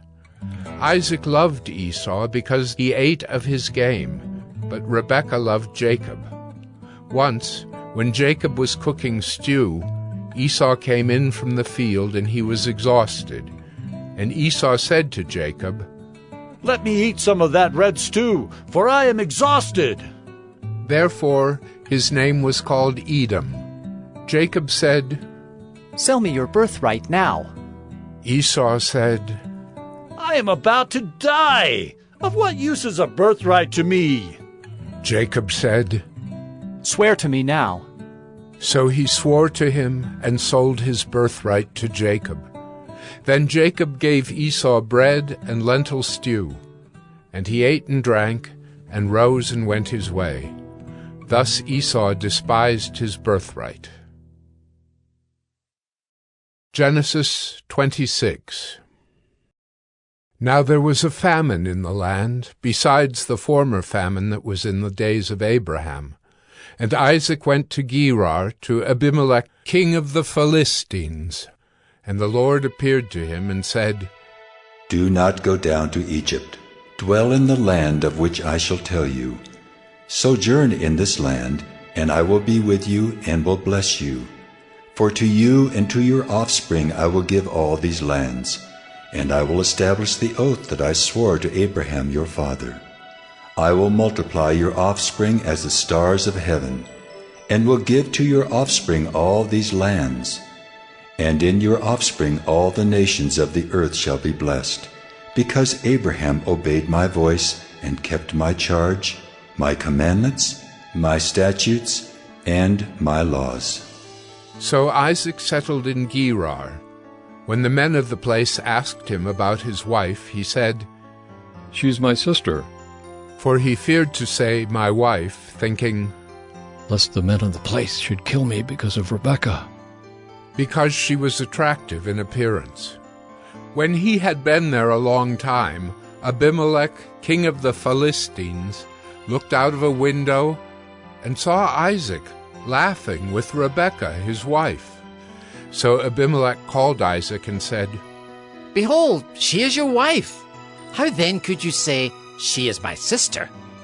Isaac said to him, Because I thought, lest I die because of her. Abimelech said, What is this you have done to us? One of the people might easily have lain with your wife, and you would have brought guilt upon us. So Abimelech warned all the people, saying, Whoever touches this man or his wife shall surely be put to death. And Isaac sowed in that land, and reaped in the same year 100-fold. The Lord blessed him, and the man became rich, and gained more and more until he became very wealthy. He had possessions of flocks and herds, and many servants, so that the Philistines envied him. Now the Philistines had stopped and filled with earth all the wells that his father's servants had dug in the days of Abraham his father. And Abimelech said to Isaac, Go away from us, for you are much mightier than we. So Isaac departed from there and encamped in the valley of Gerar and settled there. And Isaac dug again the wells of water that had been dug in the days of Abraham his father, which the Philistines had stopped after the death of Abraham. And he gave them the names that his father had given them. But when Isaac's servants dug in the valley and found there a well of spring water, The herdsmen of Gerar quarreled with Isaac's herdsmen, saying, "The water is ours." So he called the name of the well Esek, because they contended with him. Then they dug another well, and they quarreled over that also. So he called its name Sitnah. And he moved from there and dug another well, and they did not quarrel over it. So he called its name Rehoboth, saying, For now the Lord has made room for us, and we shall be fruitful in the land. From there he went up to Beersheba, and the Lord appeared to him the same night and said, I am the God of Abraham your father. Fear not, for I am with you and will bless you, and multiply your offspring for my servant Abraham's sake. So he built an altar there, and called upon the name of the Lord, and pitched his tent there. And there Isaac's servants dug a well. When Abimelech went to him from Gerar with Ahuzzath his adviser, and Phicol the commander of his army, Isaac said to them, Why have you come to me, seeing that you hate me, and have sent me away from you? They said, We see plainly that the Lord has been with you. So we said, Let there be a sworn pact between us, between you and us, and let us make a covenant with you, that you will do us no harm, just as we have not touched you and have done to you nothing but good, and have sent you away in peace. You are now the blessed of the Lord. So he made them a feast, and they ate and drank. In the morning they rose early and exchanged oaths. And Isaac sent them on their way, and they departed from him in peace. That same day Isaac's servants came and told him about the well that they had dug, and said to him, We have found water. He called it Shibah.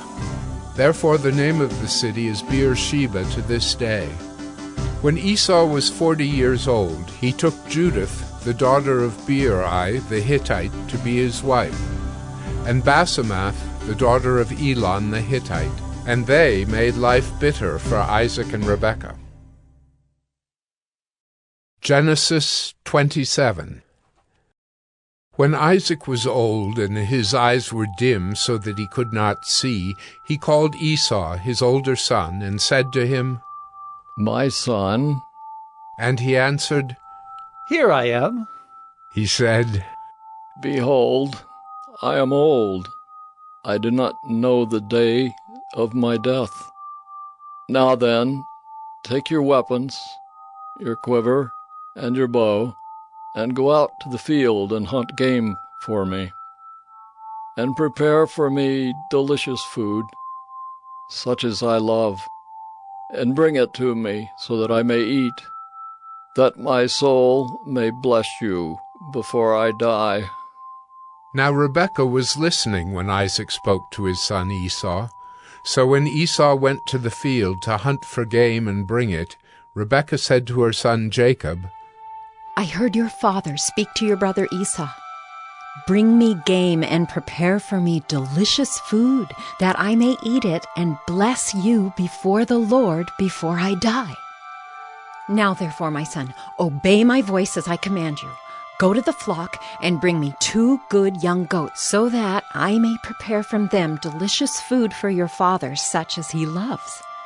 And you shall bring it to your father to eat, so that he may bless you before he dies.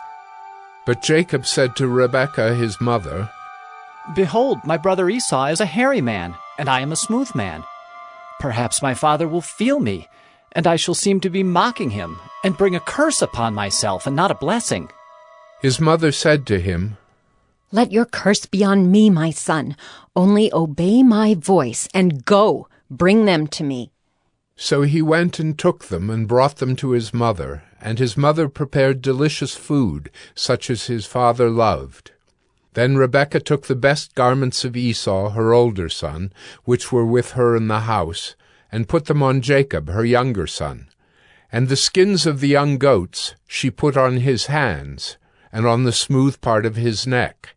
And she put the delicious food and the bread which she had prepared into the hand of her son Jacob. So he went in to his father and said, My father. And he said, Here I am. Who are you, my son? Jacob said to his father, I am Esau, your firstborn. I have done as you told me. Now sit up and eat of my game, that your soul may bless me. But Isaac said to his son, How is it that you have found it so quickly, my son? He answered, Because the Lord your God granted me success.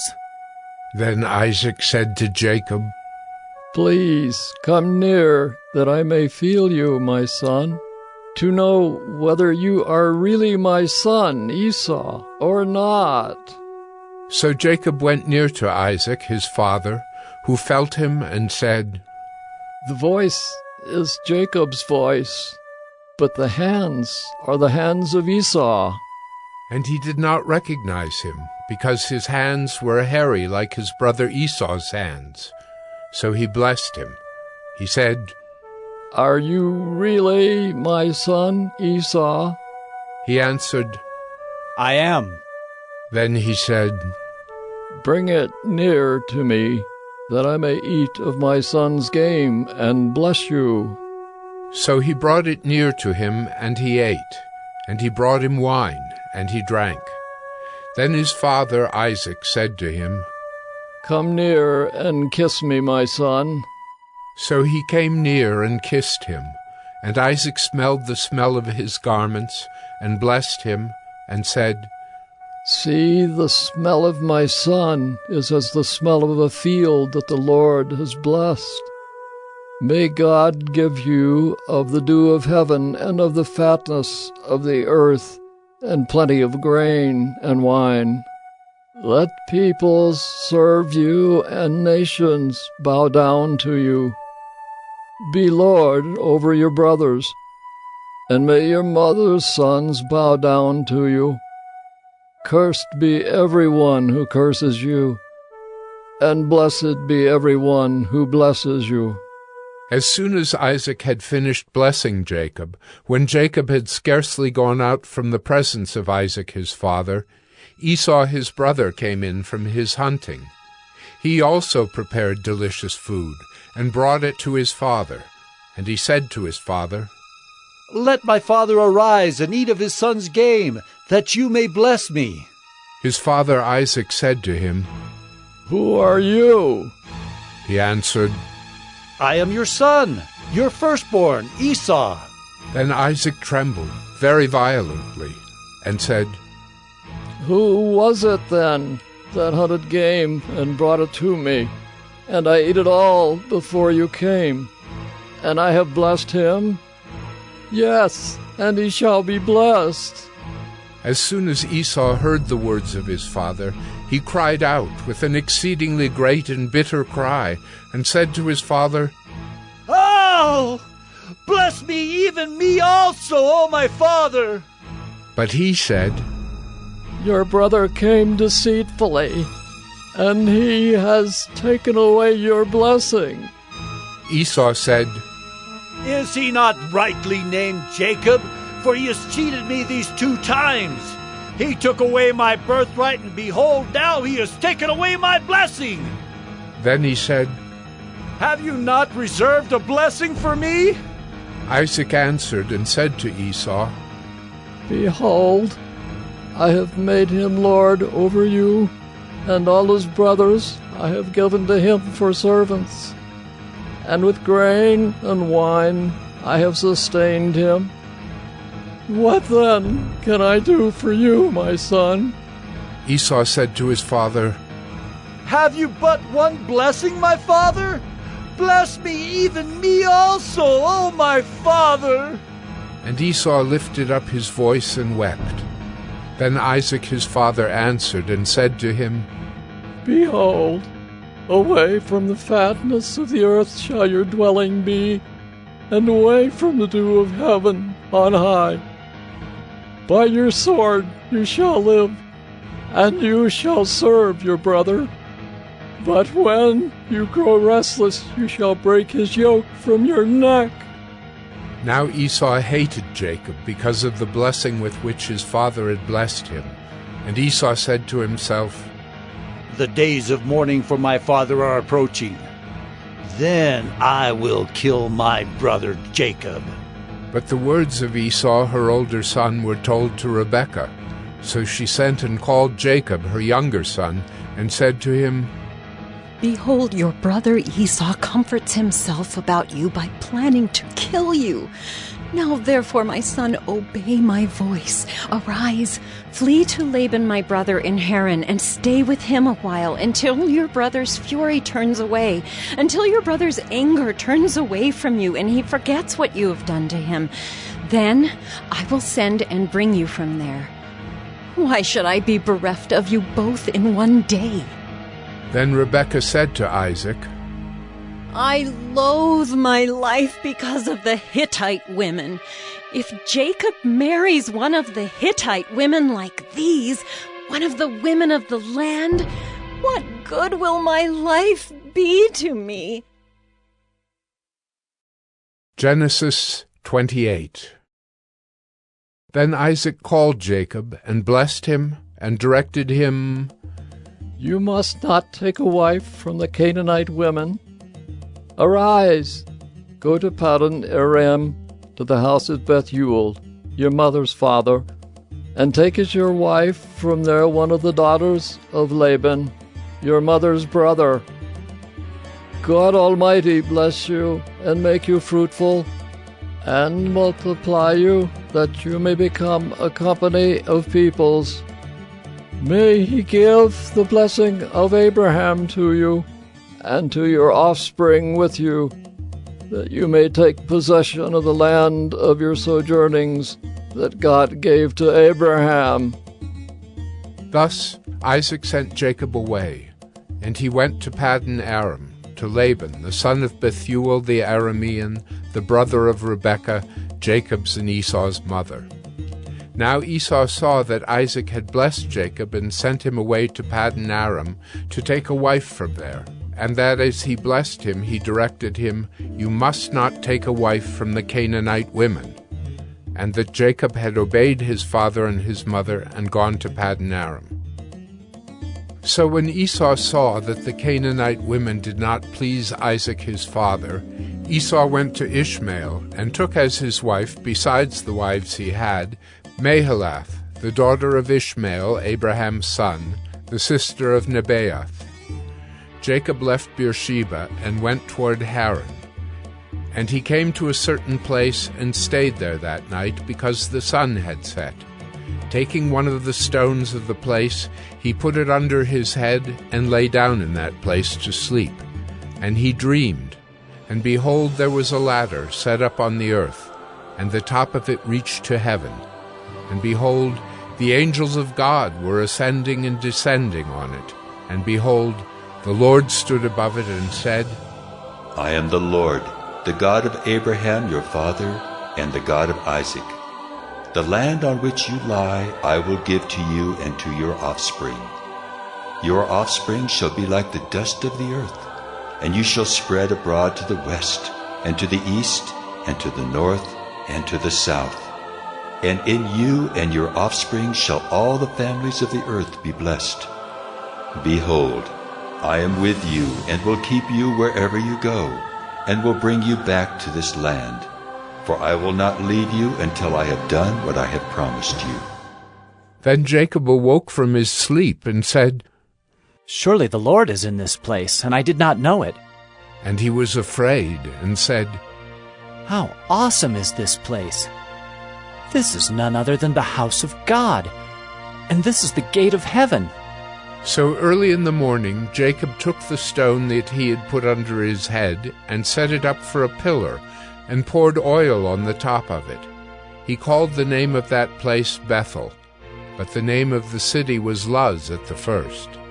Then Jacob made a vow, saying, If God will be with me, and will keep me in this way that I go, and will give me bread to eat and clothing to wear, so that I come again to my father's house in peace, then the Lord shall be my God, and this stone which I have set up for a pillar shall be God's house. And of all that you give me, I will give a full tenth to you. Genesis 29. Then Jacob went on his journey, and came to the land of the people of the east.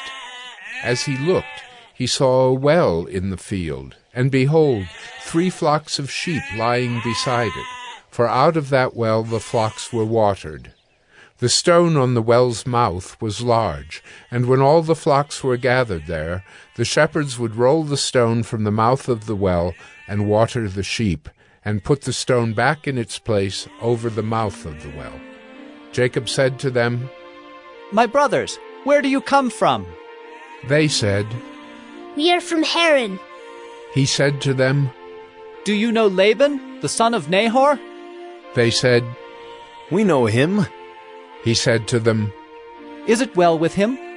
They said, "It is well, and see, Rachel his daughter is coming with the sheep." He said, "Behold, it is still high day. It is not time for the livestock to be gathered together. Water the sheep and go, pasture them." But they said, "We cannot until all the flocks are gathered together, and the stone is rolled from the mouth of the well. Then we water the sheep." While he was still speaking with them, Rachel came with her father's sheep, for she was a shepherdess. Now as soon as Jacob saw Rachel, the daughter of Laban, his mother's brother, and the sheep of Laban, his mother's brother, Jacob came near and rolled the stone from the well's mouth and watered the flock of Laban, his mother's brother. Then Jacob kissed Rachel and wept aloud. And Jacob told Rachel that he was her father's kinsman, and that he was Rebekah's son, and she ran and told her father. As soon as Laban heard the news about Jacob, his sister's son, he ran to meet him and embraced him and kissed him and brought him to his house. Jacob told Laban all these things, and Laban said to him, "Surely you are my bone and my flesh." And he stayed with him a month. Then Laban said to Jacob, "Because you are my kinsman, should you therefore serve me for nothing? Tell me, what shall your wages be?" Now Laban had 2 daughters. The name of the older was Leah, and the name of the younger was Rachel. Leah's eyes were weak, but Rachel was beautiful in form and appearance. Jacob loved Rachel, and he said, "I will serve you 7 years for your younger daughter Rachel." Laban said, "It is better that I give her to you than that I should give her to any other man. Stay with me." So Jacob served 7 years for Rachel, and they seemed to him but a few days, because of the love he had for her. Then Jacob said to Laban, "Give me my wife, that I may go in to her, for my time is completed." So Laban gathered together all the people of the place and made a feast. But in the evening he took his daughter Leah and brought her to Jacob, and he went in to her. Laban gave his female servant Zilpah to his daughter Leah to be her servant. And in the morning, behold, it was Leah. And Jacob said to Laban, "What is this you have done to me? Did I not serve with you for Rachel? Why then have you deceived me?" Laban said, "It is not so done in our country to give the younger before the firstborn. Complete the week of this one, and we will give you the other also in return for serving me another 7 years." Jacob did so, and completed her week. Then Laban gave him his daughter Rachel to be his wife. Laban gave his female servant Bilhah to his daughter Rachel to be her servant. So Jacob went in to Rachel also, and he loved Rachel more than Leah, and served Laban for another 7 years. When the Lord saw that Leah was hated, he opened her womb, but Rachel was barren. And Leah conceived and bore a son, and she called his name Reuben, for she said, "Because the Lord has looked upon my affliction, for now my husband will love me." She conceived again and bore a son, and said, "Because the Lord has heard that I am hated, he has given me this son also." And she called his name Simeon. Again she conceived and bore a son, and said, "Now this time my husband will be attached to me, because I have borne him 3 sons." Therefore his name was called Levi. And she conceived again, and bore a son, and said, This time I will praise the Lord. Therefore she called his name Judah. Then she ceased bearing. Genesis 30. When Rachel saw that she bore Jacob no children, she envied her sister. She said to Jacob, Give me children, or I shall die. Jacob's anger was kindled against Rachel, and he said, Am I in the place of God, who has withheld from you the fruit of the womb? Then she said, Here is my servant Bilhah. Go into her, so that she may give birth on my behalf, that even I may have children through her. So she gave him her servant Bilhah as a wife, and Jacob went in to her. And Bilhah conceived and bore Jacob a son. Then Rachel said, God has judged me, and has also heard my voice and given me a son. Therefore she called his name Dan. Rachel's servant Bilhah conceived again, and bore Jacob a second son. Then Rachel said, With mighty wrestlings I have wrestled with my sister, and have prevailed. So she called his name Naphtali. When Leah saw that she had ceased bearing children, she took her servant Zilpah, and gave her to Jacob as a wife. Then Leah's servant Zilpah bore Jacob a son, and Leah said, Good fortune has come. So she called his name Gad. Leah's servant Zilpah bore Jacob a second son, and Leah said, Happy am I, for women have called me happy. So she called his name Asher. In the days of wheat harvest, Reuben went and found mandrakes in the field, and brought them to his mother Leah. Then Rachel said to Leah, Please, give me some of your son's mandrakes. But she said to her, Is it a small matter that you have taken away my husband? Would you take away my son's mandrakes also? Rachel said, Then he may lie with you tonight in exchange for your son's mandrakes. When Jacob came from the field in the evening, Leah went out to meet him and said, You must come in to me, for I have hired you with my son's mandrakes. So he lay with her that night, and God listened to Leah, and she conceived and bore Jacob a fifth son. Leah said, God has given me my wages, because I gave my servant to my husband. So she called his name Issachar. And Leah conceived again, and she bore Jacob a sixth son. Then Leah said, God has endowed me with a good endowment. Now my husband will honor me, because I have borne him 6 sons. So she called his name Zebulun. Afterward she bore a daughter, and called her name Dinah. Then God remembered Rachel, and God listened to her and opened her womb. She conceived and bore a son, and said, God has taken away my reproach. And she called his name Joseph, saying, May the Lord add to me another son. As soon as Rachel had borne Joseph, Jacob said to Laban, Send me away, that I may go to my own home and country. Give me my wives and my children, for whom I have served you, that I may go, for you know the service that I have given you. But Laban said to him, If I have found favor in your sight, I have learned by divination that the Lord has blessed me because of you. Name your wages, and I will give it. Jacob said to him, You yourself know how I have served you, and how your livestock has fared with me. For you had little before I came, and it has increased abundantly, and the Lord has blessed you wherever I turned. But now, when shall I provide for my own household also? He said, What shall I give you? Jacob said, You shall not give me anything. If you will do this for me, I will again pasture your flock and keep it. Let me pass through all your flock today, removing from it every speckled and spotted sheep, and every black lamb, and the spotted and speckled among the goats, and they shall be my wages. So my honesty will answer for me later, when you come to look into my wages with you.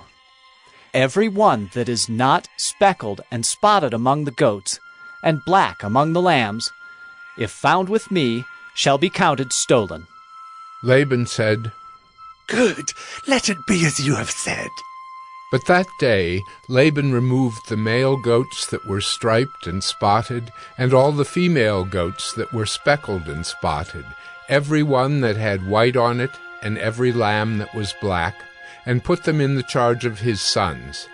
And he set a distance of 3 days' journey between himself and Jacob pastured the rest of Laban's flock. Then Jacob took fresh sticks of poplar and almond and plane trees, and peeled white streaks in them, exposing the white of the sticks. He set the sticks that he had peeled in front of the flocks in the troughs, that is, the watering places where the flocks came to drink. And since they bred when they came to drink, the flocks bred in front of the sticks, and so the flocks brought forth striped, speckled, and spotted. And Jacob separated the lambs, and set the faces of the flocks toward the striped and all the black in the flock of Laban. He put his own droves apart, and did not put them with Laban's flock.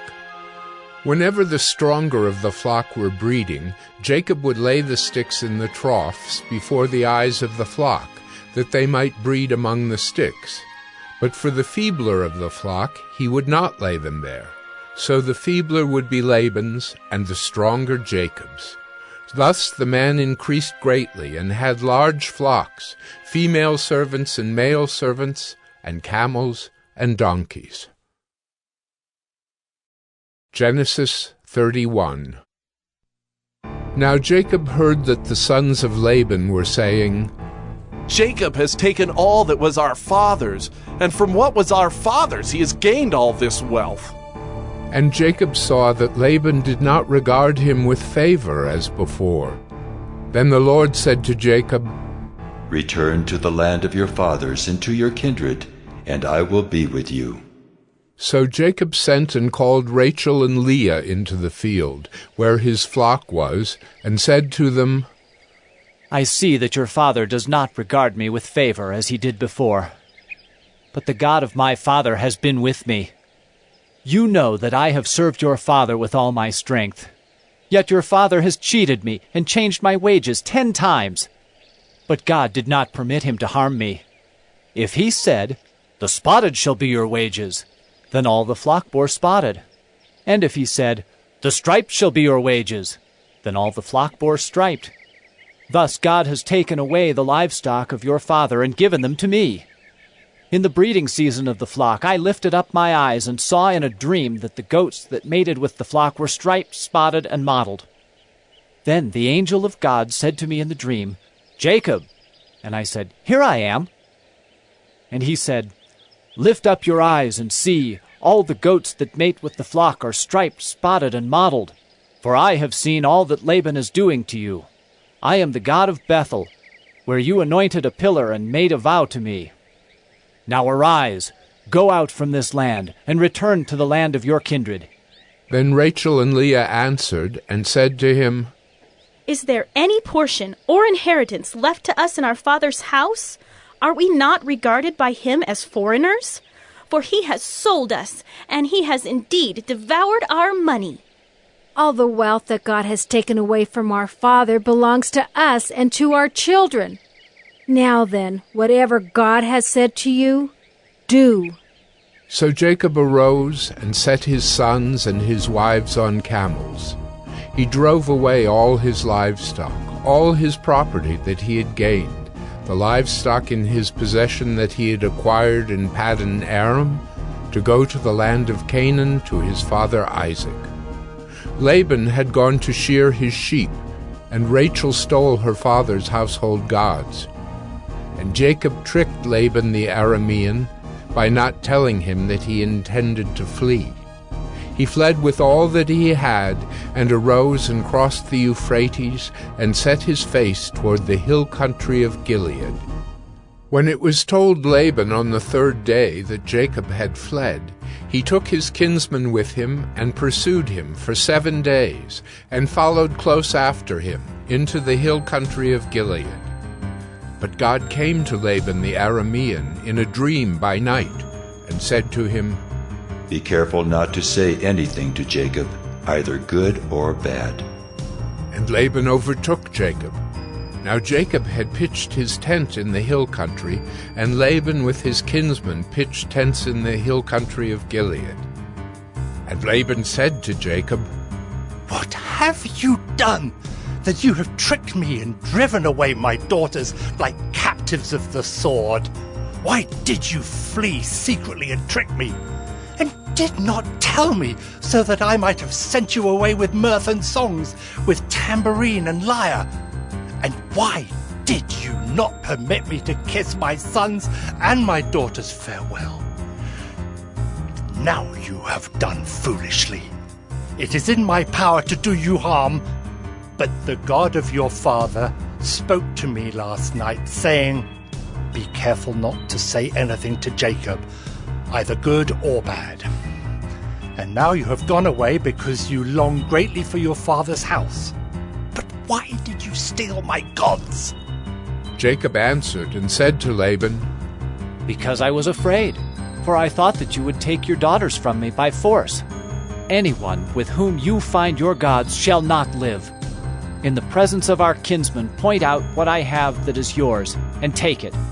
Now Jacob did not know that Rachel had stolen them. So Laban went into Jacob's tent, and into Leah's tent, and into the tent of the 2 female servants, but he did not find them.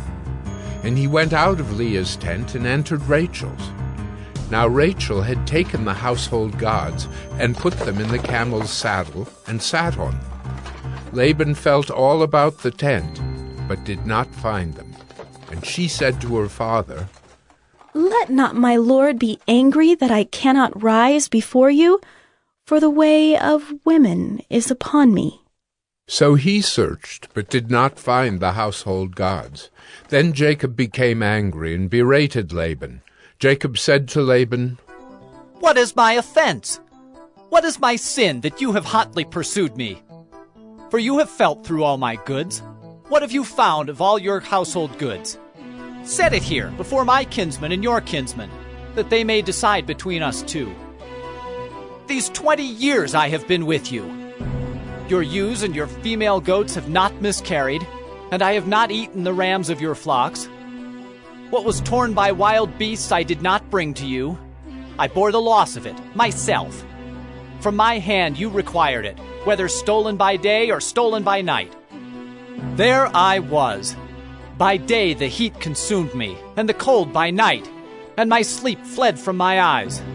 These 20 years I have been in your house. I served you 14 years for your 2 daughters, and 6 years for your flock, and you have changed my wages 10 times. If the God of my father, the God of Abraham, and the fear of Isaac had not been on my side, surely now you would have sent me away, empty-handed.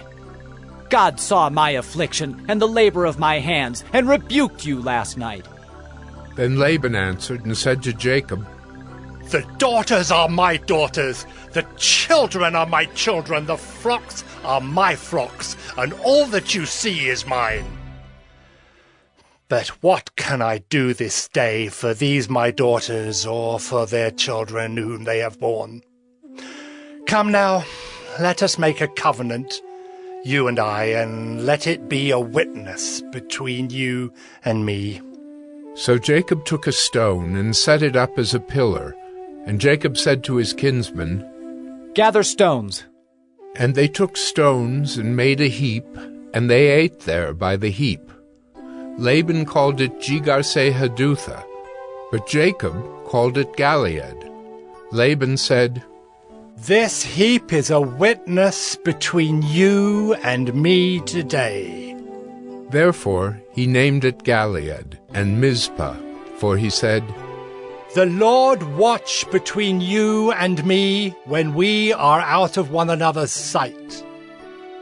If you oppress my daughters, or if you take wives besides my daughters, although no one is with us, see, God is witness between you and me. Then Laban said to Jacob, See this heap and the pillar, which I have set between you and me. This heap is a witness, and the pillar is a witness, that I will not pass over this heap to you, and you will not pass over this heap and this pillar to me to do harm. The God of Abraham and the God of Nahor, the God of their father, judge between us. So Jacob swore by the fear of his father Isaac, and Jacob offered a sacrifice in the hill country, and called his kinsmen to eat bread. They ate bread and spent the night in the hill country. Early in the morning Laban arose and kissed his grandchildren and his daughters and blessed them. Then Laban departed and returned home. Genesis 32.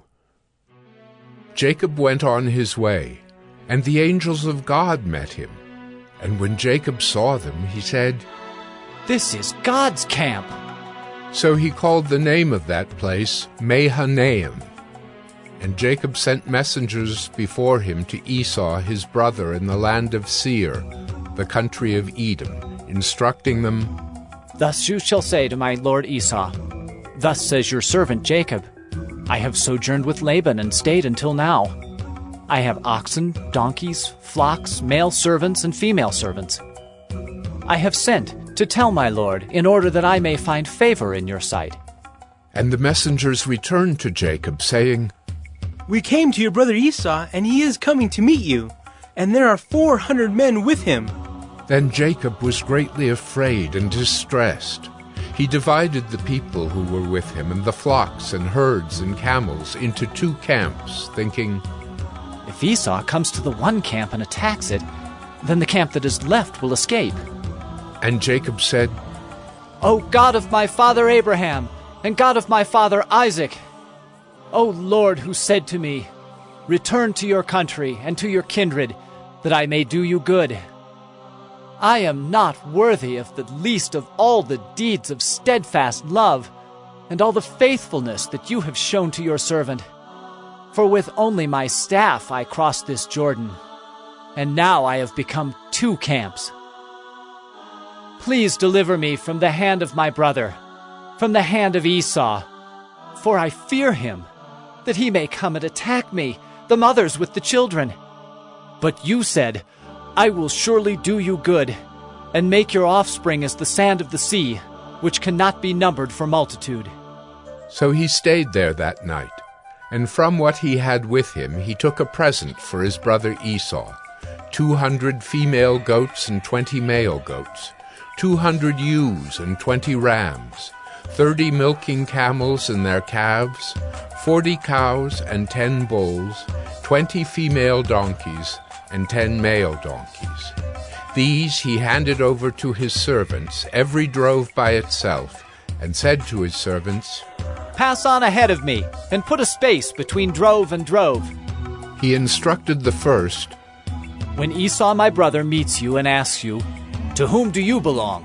Where are you going? And whose are these ahead of you? Then you shall say, They belong to your servant Jacob. They are a present sent to my lord Esau. And, moreover, he is behind us."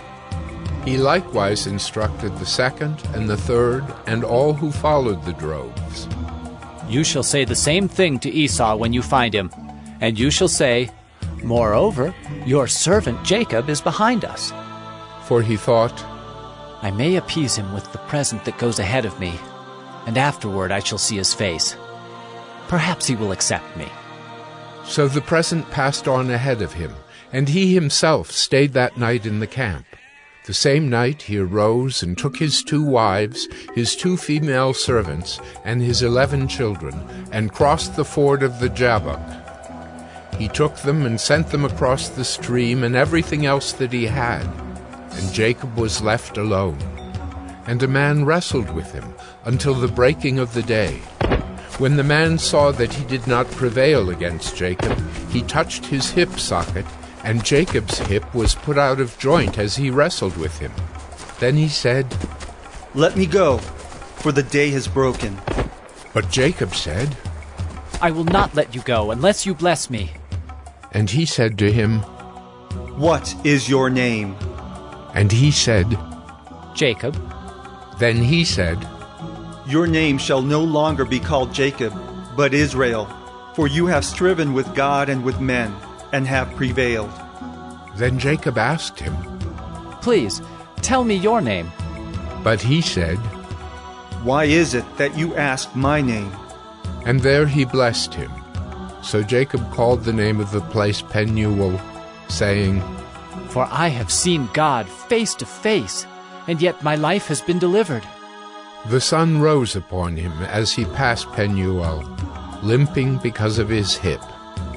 Therefore, to this day the people of Israel do not eat the sinew of the thigh that is on the hip socket, because he touched the socket of Jacob's hip on the sinew of the thigh. Genesis 33. And Jacob lifted up his eyes and looked, and behold, Esau was coming, and 400 men with him. So he divided the children among Leah and Rachel and the 2 female servants. And he put the servants with their children in front, then Leah with her children, and Rachel and Joseph last of all. He himself went on before them, bowing himself to the ground 7 times, until he came near to his brother. But Esau ran to meet him, and embraced him, and fell on his neck, and kissed him, and they wept. And when Esau lifted up his eyes, and saw the women and children, he said, Who are these with you? Jacob said, The children whom God has graciously given your servant. Then the servants drew near, they and their children, and bowed down. Leah likewise and her children drew near and bowed down. And last, Joseph and Rachel drew near, and they bowed down. Esau said, What do you mean by all this company that I met? Jacob answered, To find favor in the sight of my Lord. But Esau said, I have enough, my brother. Keep what you have for yourself. Jacob said, No, please. If I have found favor in your sight, then accept my present from my hand. For I have seen your face, which is like seeing the face of God, and you have accepted me. Please, accept my blessing that is brought to you, because God has dealt graciously with me, and because I have enough. Thus he urged him, and he took it. And then Esau said, Let us journey on our way, and I will go ahead of you. But Jacob said to him, My Lord knows that the children are frail, and that the nursing flocks and herds are a care to me. If they are driven hard for one day, all the flocks will die. Let my Lord pass on ahead of his servant, and I will lead on slowly, at the pace of the livestock that are ahead of me, and at the pace of the children, until I come to my Lord in Seir. So Esau said, Let me leave with you some of the people who are with me. But he said, What need is there? Let me find favor in the sight of my Lord. So Esau returned that day on his way to Seir. But Jacob journeyed to Succoth, and built himself a house, and made booths for his livestock. Therefore the name of the place is called Succoth. And Jacob came safely to the city of Shechem, which is in the land of Canaan, on his way from Paddan Aram, and he camped before the city. And from the sons of Hamor, Shechem's father, he bought for 100 pieces of money the piece of land on which he had pitched his tent. There he erected an altar, and called it El Elohe Israel. Genesis 34. Now Dinah, the daughter of Leah, whom she had borne to Jacob, went out to see the women of the land. And when Shechem, the son of Hamor the Hivite, the prince of the land, saw her, he seized her, and lay with her, and humiliated her. And his soul was drawn to Dinah, the daughter of Jacob. He loved the young woman, and spoke tenderly to her. So Shechem spoke to his father Hamor, saying, Get me this girl for my wife. Now Jacob heard that he had defiled his daughter Dinah, but his sons were with his livestock in the field, so Jacob held his peace until they came. And Hamor the father of Shechem went out to Jacob to speak with him. The sons of Jacob had come in from the field as soon as they heard of it, and the men were indignant and very angry, because he had done an outrageous thing in Israel by lying with Jacob's daughter, for such a thing must not be done. But Hamor spoke with them, saying, The soul of my son Shechem longs for your daughter. Please give her to him to be his wife. Make marriages with us, give your daughters to us, and take our daughters for yourselves. You shall dwell with us, and the land shall be open to you. Dwell and trade in it, and get property in it. Shechem also said to her father and to her brothers, Let me find favor in your eyes, and whatever you say to me I will give. Ask me for as great a bride price and gift as you will, and I will give whatever you say to me. Only give me the young woman to be my wife. The sons of Jacob answered Shechem and his father Hamor deceitfully, because he had defiled their sister Dinah. They said to them, We cannot do this thing to give our sister to one who is uncircumcised, for that would be a disgrace to us. Only on this condition will we agree with you, that you will become as we are by every male among you being circumcised. Then we will give our daughters to you, and we will take your daughters to ourselves, and we will dwell with you and become one people. But if you will not listen to us and be circumcised, then we will take our daughter, and we will be gone. Their words pleased Hamor and Hamor's son Shechem, and the young man did not delay to do the thing, because he delighted in Jacob's daughter. Now he was the most honored of all his father's house. So Hamor and his son Shechem came to the gate of their city, and spoke to the men of their city, saying, These men are at peace with us. Let them dwell in the land and trade in it, for behold, the land is large enough for them. Let us take their daughters as wives, and let us give them our daughters. Only on this condition will the men agree to dwell with us to become one people, when every male among us is circumcised as they are circumcised. Will not their livestock, their property, and all their beasts be ours? Only let us agree with them, and they will dwell with us. And all who went out of the gate of his city listened to Hamor and his son Shechem, and every male was circumcised, all who went out of the gate of his city. On the third day, when they were sore, two of the sons of Jacob, Simeon and Levi, Dinah's brothers, took their swords and came against the city while it felt secure, and killed all the males. They killed Hamor and his son Shechem with the sword, and took Dinah out of Shechem's house and went away. The sons of Jacob came upon the slain and plundered the city, because they had defiled their sister.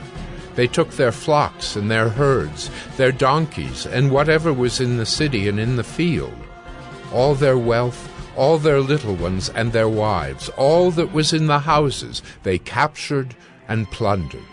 Then Jacob said to Simeon and Levi, You have brought trouble on me by making me stink to the inhabitants of the land, the Canaanites and the Perizzites. My numbers are few, and if they gather themselves against me and attack me, I shall be destroyed, both I and my household. But they said, Should he treat our sister like a prostitute? Genesis 35.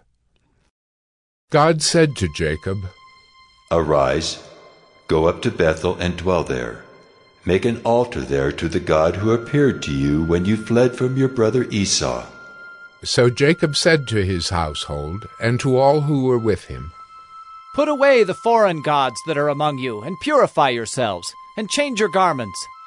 Then let us arise and go up to Bethel, so that I may make there an altar to the God who answers me in the day of my distress, and has been with me wherever I have gone.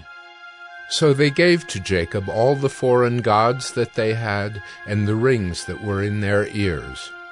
Jacob hid them under the terebinth tree that was near Shechem, And as they journeyed, a terror from God fell upon the cities that were around them, so that they did not pursue the sons of Jacob. And Jacob came to Luz, that is Bethel, which is in the land of Canaan, he and all the people who were with him. And there he built an altar, and called the place El Bethel, because there God had revealed himself to him when he fled from his brother. And Deborah, Rebekah's nurse, died, and she was buried under an oak below Bethel. So he called its name Alon-Bacuth. God appeared to Jacob again when he came from Paddan Aram, and blessed him. And God said to him, Your name is Jacob. No longer shall your name be called Jacob, but Israel shall be your name. So he called his name Israel. And God said to him, I am God Almighty. Be fruitful and multiply. A nation and a company of nations shall come from you, and kings shall come from your own body. The land that I gave to Abraham and Isaac I will give to you, and I will give the land to your offspring after you. Then God went up from him in the place where he had spoken with him. And Jacob set up a pillar in the place where he had spoken with him, a pillar of stone. He poured out a drink offering on it, and poured oil on it. So Jacob called the name of the place where God had spoken with him Bethel. Then they journeyed from Bethel. When they were still some distance from Ephrath, Rachel went into labor, and she had hard labor. And when her labor was at its hardest, the midwife said to her, Do not fear, for you have another son. And as her soul was departing, for she was dying, she called his name Ben-Oni, but his father called him Benjamin. So Rachel died, and she was buried on the way to Ephrath, that is, Bethlehem. And Jacob set up a pillar over her tomb. It is the pillar of Rachel's tomb, which is there to this day. Israel journeyed on, and pitched his tent beyond the Tower of Eder. While Israel lived in that land, Reuben went and lay with Bilhah, his father's concubine. And Israel heard of it. Now the sons of Jacob were 12, the sons of Leah, Reuben, Jacob's firstborn, Simeon, Levi, Judah, Issachar, and Zebulun. The sons of Rachel, Joseph and Benjamin. The sons of Bilhah, Rachel's servant, Dan and Naphtali. The sons of Zilpah, Leah's servant, Gad and Asher. These were the sons of Jacob who were born to him in Paddan Aram. And Jacob came to his father Isaac at Mamre, or Kiriath Arba, that is, Hebron, where Abraham and Isaac had sojourned. Now the days of Isaac were 180 years, and Isaac breathed his last, and he died and was gathered to his people, old and full of days. And his sons Esau and Jacob buried him. Genesis 36. These are the generations of Esau, that is, Edom. Esau took his wives from the Canaanites, Adah, the daughter of Elon the Hittite, Aholibamah, the daughter of Anah, the daughter of Zibeon the Hivite, and Basemath, Ishmael's daughter, the sister of Nebaioth. And Adah bore to Esau Eliphaz. Basemath bore Reuel. And Aholibamah bore Jeush, Jalem, and Korah. These are the sons of Esau who were born to him in the land of Canaan. Then Esau took his wives, his sons, his daughters, and all the members of his household, his livestock, all his beasts, and all his property that he had acquired in the land of Canaan. He went into a land away from his brother Jacob, for their possessions were too great for them to dwell together. The land of their sojournings could not support them because of their livestock. So Esau settled in the hill country of Seir. Esau is Edom. These are the generations of Esau, the father of the Edomites in the hill country of Seir. These are the names of Esau's sons: Eliphaz the son of Adah, the wife of Esau. Reuel the son of Basemath, the wife of Esau. The sons of Eliphaz were Teman, Omar, Zepho, Gatam, and Kenaz. Timnah was a concubine of Eliphaz, Esau's son. She bore Amalek to Eliphaz. These are the sons of Adah, Esau's wife. These are the sons of Reuel: Nahath, Zerah, Shammah, and Mizah. These are the sons of Basemath, Esau's wife. These are the sons of Aholibamah, the daughter of Anah, the daughter of Zibeon, Esau's wife. She bore to Esau Jeush, Jalem, and Korah. These are the chiefs of the sons of Esau. The sons of Eliphaz, the firstborn of Esau, the chiefs Teman, Omar, Zepho, Kenaz, Korah, Gatam, and Amalek. These are the chiefs of Eliphaz in the land of Edom. These are the sons of Adah. These are the sons of Reuel, Esau's son, the chiefs Nahath, Zerah, Shammah, and Mizah. These are the chiefs of Reuel in the land of Edom. These are the sons of Basemath, Esau's wife. These are the sons of Aholibamah, Esau's wife, the chiefs Jeush, Jalem, and Korah. These are the chiefs born of Aholibamah, the daughter of Anah, Esau's wife. These are the sons of Esau, that is, Edom, and these are their chiefs. These are the sons of Seir the Horite, the inhabitants of the land: Lotan, Shobal, Zibeon, Anah, Dishon, Ezer, and Dishan. These are the chiefs of the Horites, the sons of Seir in the land of Edom. The sons of Lotan were Hori and Hemam. And Lotan's sister was Timnah. These are the sons of Shobal: Alvan, Manahath, Ebal, Shepho, and Onam. These are the sons of Zibeon, Aya, and Anah. He is the Anah who found the hot springs in the wilderness as he pastured the donkeys of Zibeon, his father. These are the children of Anah, Dishon and Aholibamah, the daughter of Anah. These are the sons of Dishon: Hemdan, Eshban, Ithran, and Kiran. These are the sons of Ezer: Bilhan, Zaavan, and Achan. These are the sons of Dishan: Uz and Aran. These are the chiefs of the Horites, the chiefs Lotan, Shobal, Zibeon, Anah, Dishon, Ezer, and Dishan. These are the chiefs of the Horites, chief by chief, in the land of Seir. These are the kings who reigned in the land of Edom before any king reigned over the Israelites. Bela the son of Beor reigned in Edom, the name of his city being Dinhabah. Bela died, and Jobab the son of Zerah of Bozrah reigned in his place. Jobab died, and Husham of the land of the Temanites reigned in his place. Husham died, and Hadad the son of Bedad, who defeated Midian in the country of Moab, reigned in his place, the name of his city being Avith. Hadad died, and Samlah of Masrekah reigned in his place. Samlah died, and Shaul of Rehoboth on the Euphrates reigned in his place.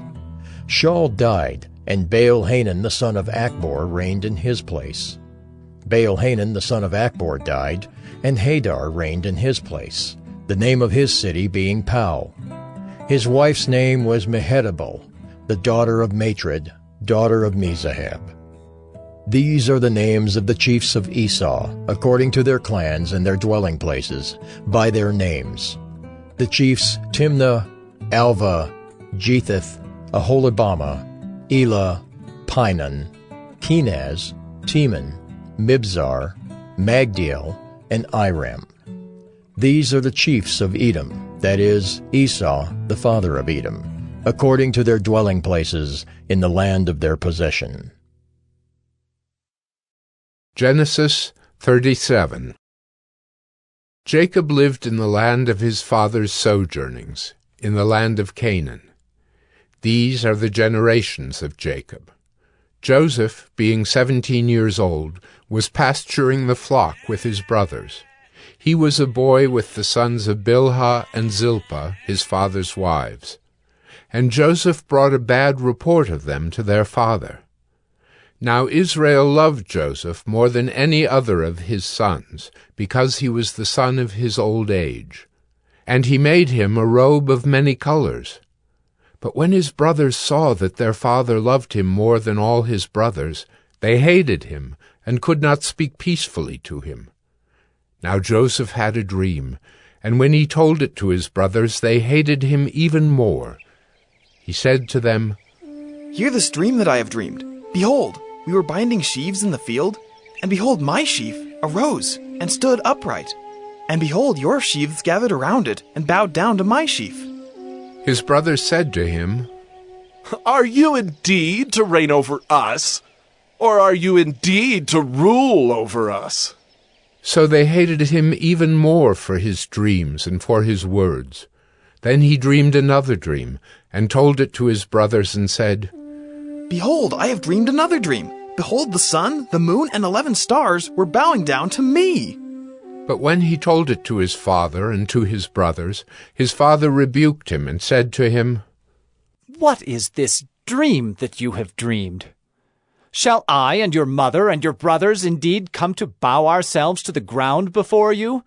And his brothers were jealous of him, but his father kept the saying in mind.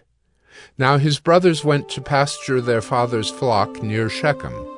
And Israel said to Joseph, "Are not your brothers pasturing the flock at Shechem? Come, I will send you to them." And he said to him, "Here I am." So he said to him, "Go now, see if it is well with your brothers and with the flock, and bring me word." So he sent him from the valley of Hebron, and he came to Shechem. And a man found him wandering in the fields, and the man asked him, "What are you seeking?" "I am seeking my brothers." He said, "Tell me, please, where they are pasturing the flock?"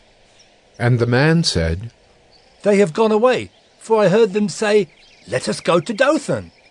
So Joseph went after his brothers, and found them at Dothan. They saw him from afar, and before he came near to them, they conspired against him to kill him. They said to one another, "Here comes this dreamer." "Come now, let us kill him and throw him into one of the pits. Then we will say that a fierce animal has devoured him, and we will see what will become of his dreams." But when Reuben heard it, he rescued him out of their hands, saying, "Let us not take his life." And Reuben said to them, "Shed no blood. Throw him into this pit here in the wilderness. But do not lay a hand on him." That he might rescue him out of their hand to restore him to his father. So when Joseph came to his brothers, they stripped him of his robe, the robe of many colors that he wore. And they took him and threw him into a pit. The pit was empty. There was no water in it. Then they sat down to eat. And looking up, they saw a caravan of Ishmaelites coming from Gilead, with their camels bearing gum, balm, and myrrh, on their way to carry it down to Egypt. Then Judah said to his brothers, "What profit is it if we kill our brother and conceal his blood? Come, let us sell him to the Ishmaelites, and let not our hand be upon him, for he is our brother, our own flesh." And his brothers listened to him. Then Midianite traders passed by, and they drew Joseph up and lifted him out of the pit and sold him to the Ishmaelites for 20 shekels of silver. They took Joseph to Egypt. When Reuben returned to the pit and saw that Joseph was not in the pit, he tore his clothes and returned to his brothers and said, "The boy is gone, and I, where shall I go?" Then they took Joseph's robe and slaughtered a goat and dipped the robe in the blood. And they sent the robe of many colors and brought it to their father and said, "This we have found. Please identify whether it is your son's robe or not." And he identified it and said, "It is my son's robe. A fierce animal has devoured him. Joseph is without doubt torn to pieces." Then Jacob tore his garments and put sackcloth on his loins and mourned for his son many days. All his sons and all his daughters rose up to comfort him, but he refused to be comforted and said, "No, I shall go down to Sheol to my son, mourning." Thus his father wept for him. Meanwhile, the Midianites had sold him in Egypt to Potiphar, an officer of Pharaoh, the captain of the guard. Genesis 38. It happened at that time that Judah went down from his brothers and turned aside to a certain Adullamite, whose name was Hira. There Judah saw the daughter of a certain Canaanite, whose name was Shua. He took her and went in to her, and she conceived and bore a son, and he called his name She conceived again and bore a son, and she called his name Onan. Yet again she bore a son, and she called his name Shelah. Judah was in Chezib when she bore him. And Judah took a wife for his firstborn, and her name was Tamar. But Judah's firstborn, was wicked in the sight of the Lord, and the Lord put him to death. Then Judah said to Onan, "Go into your brother's wife, and perform the duty of a brother-in-law to her, and raise up offspring for your brother." But Onan knew that the offspring would not be his. So whenever he went in to his brother's wife, he would waste the semen on the ground, so as not to give offspring to his brother. And what he did was wicked in the sight of the Lord, and he put him to death also. Then Judah said to Tamar, his daughter-in-law, "Remain a widow in your father's house, till Shelah my son grows up." For he feared that he would die like his brothers. So Tamar went and remained in her father's house. In the course of time, the wife of Judah, Shua's daughter, died. When Judah was comforted, he went up to Timnah to his sheep-shearers, he and his friend Hira the Adullamite. And when Tamar was told, "Your father-in-law is going up to Timnah to shear his sheep," she took off her widow's garments and covered herself with a veil, wrapping herself up, and sat at the entrance to Enaim, which is on the road to Timnah. For she saw that Shelah was grown up, and she had not been given to him in marriage. When Judah saw her, he thought she was a prostitute, for she had covered her face. He turned to her at the roadside and said, "Come, let me come in to you." For he did not know that she was his daughter-in-law. She said, "What will you give me, that you may come in to me?" He answered, "I will send you a young goat from the flock." And she said, "If you give me a pledge, until you send it." He said, "What pledge shall I give you?" She replied, "Your signet, and your cord, and your staff that is in your hand." So he gave them to her and went in to her, and she conceived by him. Then she arose and went away, and taking off her veil, she put on the garments of her widowhood. When Judah sent the young goat by his friend the Adullamite to take back the pledge from the woman's hand, he did not find her. And he asked the men of the place, "Where is the cult prostitute who is at Enaim at the roadside?" And they said, "No cult prostitute has been here." So he returned to Judah and said, "I have not found her. Also the men of the place said, 'No cult prostitute has been here.'" And Judah replied, "Let her keep the things as her own, or we shall be laughed at. You see, I sent this young goat, and you did not find her." About 3 months later, Judah was told, "Tamar, your daughter-in-law, has been immoral. Moreover, she is pregnant by immorality." And Judah said, "Bring her out, and let her be burned." As she was being brought out, she sent word to her father-in-law. "By the man to whom these belong, I am pregnant." And she said, "Please, identify whose these are, the signet and the cord and the staff."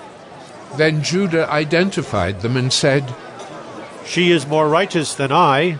since I did not give her to my son Shelah. And he did not know her again. When the time of her labor came, there were twins in her womb. And when she was in labor, one put out a hand, and the midwife took and tied a scarlet thread on his hand, saying, This one came out first. But as he drew back his hand, behold, his brother came out, and she said, What a breach you have made for yourself. Therefore his name was called Perez. Afterward his brother came out with the scarlet thread on his hand, and his name was called Zerah. Genesis 39. Now Joseph had been brought down to Egypt, and Potiphar, an officer of Pharaoh, the captain of the guard, an Egyptian, had bought him from the Ishmaelites, who had brought him down there. The Lord was with Joseph, and he became a successful man, and he was in the house of his Egyptian master. His master saw that the Lord was with him, and that the Lord caused all that he did to succeed in his hands. So Joseph found favor in his sight and attended him, and he made him overseer of his house, and put him in charge of all that he had. From the time that he made him overseer in his house, and over all that he had, the Lord blessed the Egyptian's house for Joseph's sake. The blessing of the Lord was on all that he had in house and field. So he left all that he had in Joseph's charge, and because of him he had no concern about anything but the food he ate. Now Joseph was handsome in form and appearance, and after a time his master's wife cast her eyes on Joseph and said, Lie with me.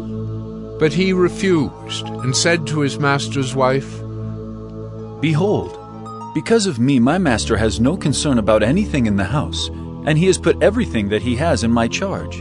He is not greater in this house than I am, nor has he kept back anything from me except yourself, because you are his wife. How then can I do this great wickedness and sin against God? And as she spoke to Joseph day after day, he would not listen to her, to lie beside her or to be with her. But one day, when he went into the house to do his work, and none of the men of the house was there in the house, she caught him by his garment, saying, Lie with me. But he left his garment in her hand and fled, and got out of the house. And as soon as she saw that he had left his garment in her hand, and had fled out of the house, she called to the men of her household, and said to them, See, he has brought among us a Hebrew to laugh at us. He came in to me to lie with me, and I cried out with a loud voice. And as soon as he heard that I lifted up my voice and cried out, he left his garment beside me and fled, and got out of the house. Then she laid up his garment by her until his master came home, and she told him the same story, saying, The Hebrew servant whom you have brought among us came in to me to laugh at me. But as soon as I lifted up my voice and cried, he left his garment beside me and fled out of the house. As soon as his master heard the words that his wife spoke to him, This is the way your servant treated me. his anger was kindled, and Joseph's master took him and put him into the prison, the place where the king's prisoners were confined, and he was there in prison. But the Lord was with Joseph, and showed him steadfast love, and gave him favor in the sight of the keeper of the prison. And the keeper of the prison put Joseph in charge of all the prisoners who were in the prison. Whatever was done there, he was the one who did it. The keeper of the prison paid no attention to anything that was in Joseph's charge, because the Lord was with him, and whatever he did, the Lord made it succeed. Genesis 40. Sometime after this, the cupbearer of the king of Egypt and his baker committed an offense against their lord, the king of Egypt. And Pharaoh was angry with his two officers, the chief cupbearer and the chief baker, and he put them in custody in the house of the captain of the guard, in the prison where Joseph was confined. The captain of the guard appointed Joseph to be with them, and he attended them. They continued for some time in custody, and one night they both dreamed, the cupbearer and the baker of the king of Egypt, who were confined in the prison, each his own dream, and each dream with its own interpretation. When Joseph came to them in the morning, he saw that they were troubled. So he asked Pharaoh's officers, who were with him in custody in his master's house, "Why are your faces downcast today?" They said to him, "We have had dreams, and there is no one to interpret them." And Joseph said to them, "Do not interpretations belong to God? Please, tell them to me." So the chief cupbearer told his dream to Joseph and said to him, "In my dream there was a vine before me, and on the vine there were 3 branches. As soon as it budded, its blossoms shot forth, and the clusters ripened into grapes. Pharaoh's cup was in my hand, and I took the grapes and pressed them into Pharaoh's cup and placed the cup in Pharaoh's hand." Then Joseph said to him, "This is its interpretation. The 3 branches are 3 days. In 3 days Pharaoh will lift up your head and restore you to your office, and you shall place Pharaoh's cup in his hand as formerly, when you were his cupbearer. Only remember me when it is well with you, and please do me the kindness to mention me to Pharaoh, and so get me out of this house. For I was indeed stolen out of the land of the Hebrews, and here also I have done nothing that they should put me into the pit." When the chief baker saw that the interpretation was favorable, he said to Joseph, "I also had a dream. There were 3 cake baskets on my head, and in the uppermost basket there were all sorts of baked food for Pharaoh. But the birds were eating it out of the basket on my head." And Joseph answered and said, "This is its interpretation. The 3 baskets are 3 days. In 3 days Pharaoh will lift up your head from you and hang you on a tree, and the birds will eat the flesh from you." On the 3rd day, which was Pharaoh's birthday, he made a feast for all his servants, and lifted up the head of the chief cupbearer and the head of the chief baker among his servants. He restored the chief cupbearer to his position, and he placed the cup in Pharaoh's hand. But he hanged the chief baker, as Joseph had interpreted to them. Yet the chief cupbearer did not remember Joseph, but forgot him. Genesis 41. After 2 whole years, Pharaoh dreamed that he was standing by the Nile, and behold, there came up out of the Nile 7 cows, attractive and plump, and they fed in the reed grass. And behold, 7 other cows, ugly and thin, came up out of the Nile after them, and stood by the other cows on the bank of the Nile. And the ugly thin cows ate up the 7 attractive plump cows. And Pharaoh awoke. And he fell asleep and dreamed a second time. And behold, 7 ears of grain, plump and good, were growing on one stalk. And behold, after them sprouted 7 ears, thin, and blighted by the east wind. And the thin ears swallowed up the 7 plump, full ears. And Pharaoh awoke, and behold, it was a dream. So in the morning his spirit was troubled, and he sent and called for all the magicians of Egypt and all its wise men. Pharaoh told them his dreams, but there was none who could interpret them to Pharaoh. Then the chief cupbearer said to Pharaoh, "I remember my offenses today. When Pharaoh was angry with his servants and put me and the chief baker in custody in the house of the captain of the guard, we dreamed on the same night, he and I, each having a dream with its own interpretation. A young Hebrew was there with us, a servant of the captain of the guard. When we told him, he interpreted our dreams to us, giving an interpretation to each man according to his dream. And as he interpreted to us, so it came about. I was restored to my office, and the baker was hanged." Then Pharaoh sent and called Joseph, And they quickly brought him out of the pit. And when he had shaved himself and changed his clothes, he came in before Pharaoh. And Pharaoh said to Joseph, I have had a dream, and there is no one who can interpret it. I have heard it said of you that when you hear a dream, you can interpret it. Joseph answered Pharaoh, It is not in me. God will give Pharaoh a favorable answer. Then Pharaoh said to Joseph, Behold, in my dream I was standing on the banks of the Nile. 7 cows, plump and attractive, came up out of the Nile and fed in the reed grass. 7 other cows came up after them, poor and very ugly and thin, such as I had never seen in all the land of Egypt. And the thin, ugly cows ate up the first 7 plump cows. But when they had eaten them, no one would have known that they had eaten them, for they were still as ugly as at the beginning. Then I awoke. I also saw in my dream 7 ears growing on one stalk, full and good. 7 ears, withered, thin, and blighted by the east wind, sprouted after them. And the thin ears swallowed up the 7 good ears. And I told it to the magicians, but there was no one who could explain it to me. Then Joseph said to Pharaoh, The dreams of Pharaoh are one. God has revealed to Pharaoh what he is about to do. The 7 good cows are 7 years, and the 7 good ears are 7 years. The dreams are one. The 7 lean and ugly cows that came up after them are 7 years, and the 7 empty ears blighted by the east wind are also 7 years of famine. It is as I told Pharaoh. God has shown to Pharaoh what he is about to do.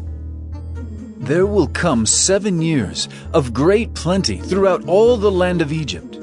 But after them there will arise 7 years of famine, and all the plenty will be forgotten in the land of Egypt.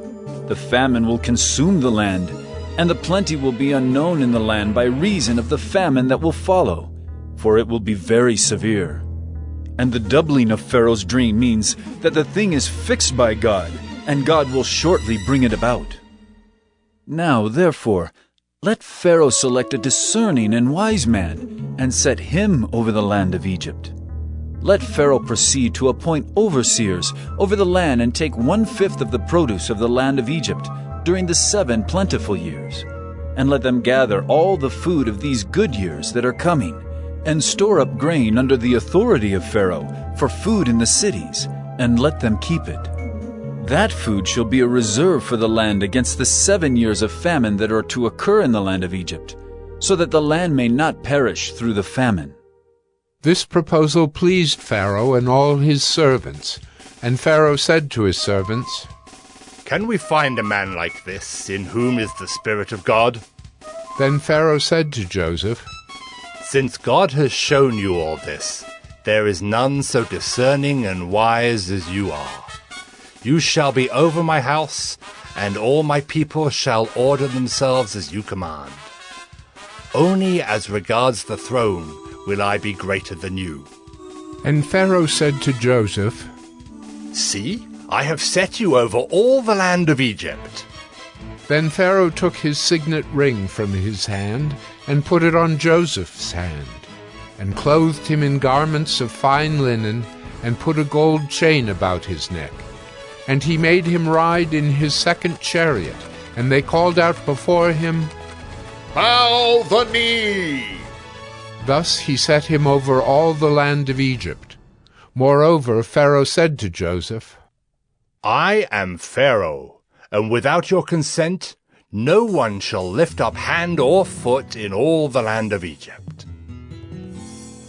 And Pharaoh called Joseph's name Zaphanath-Paneah, and he gave him in marriage Asenath, the daughter of Potipherah, priest of On. So Joseph went out over the land of Egypt. Joseph was 30 years old when he entered the service of Pharaoh, king of Egypt. And Joseph went out from the presence of Pharaoh and went through all the land of Egypt. During the 7 plentiful years the earth produced abundantly, And he gathered up all the food of these 7 years, which occurred in the land of Egypt, and put the food in the cities.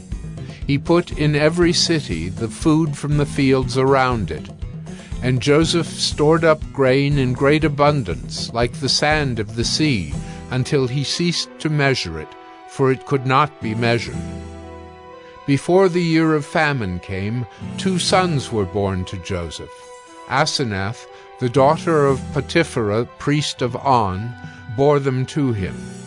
Joseph called the name of the firstborn Manasseh. For, he said, God has made me forget all my hardship and all my father's house. The name of the second he called Ephraim. For God has made me fruitful in the land of my affliction. The 7 years of plenty that occurred in the land of Egypt came to an end, and the 7 years of famine began to come, as Joseph had said. There was famine in all lands, but in all the land of Egypt there was bread. When all the land of Egypt was famished, the people cried to Pharaoh for bread. Pharaoh said to all the Egyptians, "Go to Joseph. What he says to you, do." So when the famine had spread over all the land, Joseph opened all the storehouses and sold to the Egyptians, for the famine was severe in the land of Egypt. Moreover, all the earth came to Egypt to Joseph to buy grain, because the famine was severe over all the earth. Genesis 42. When Jacob learned that there was grain for sale in Egypt, he said to his sons, "Why do you look at one another?" And he said, "Behold, I have heard that there is grain for sale in Egypt. Go down and buy grain for us there, that we may live and not die." So 10 of Joseph's brothers went down to buy grain in Egypt. But Jacob did not send Benjamin, Joseph's brother, with his brothers, for he feared that harm might happen to him. Thus the sons of Israel came to buy among the others who came, for the famine was in the land of Canaan. Now Joseph was governor over the land. He was the one who sold to all the people of the land. And Joseph's brothers came and bowed themselves before him with their faces to the ground. Joseph saw his brothers and recognized them, but he treated them like strangers and spoke roughly to them. "Where do you come from?" he said.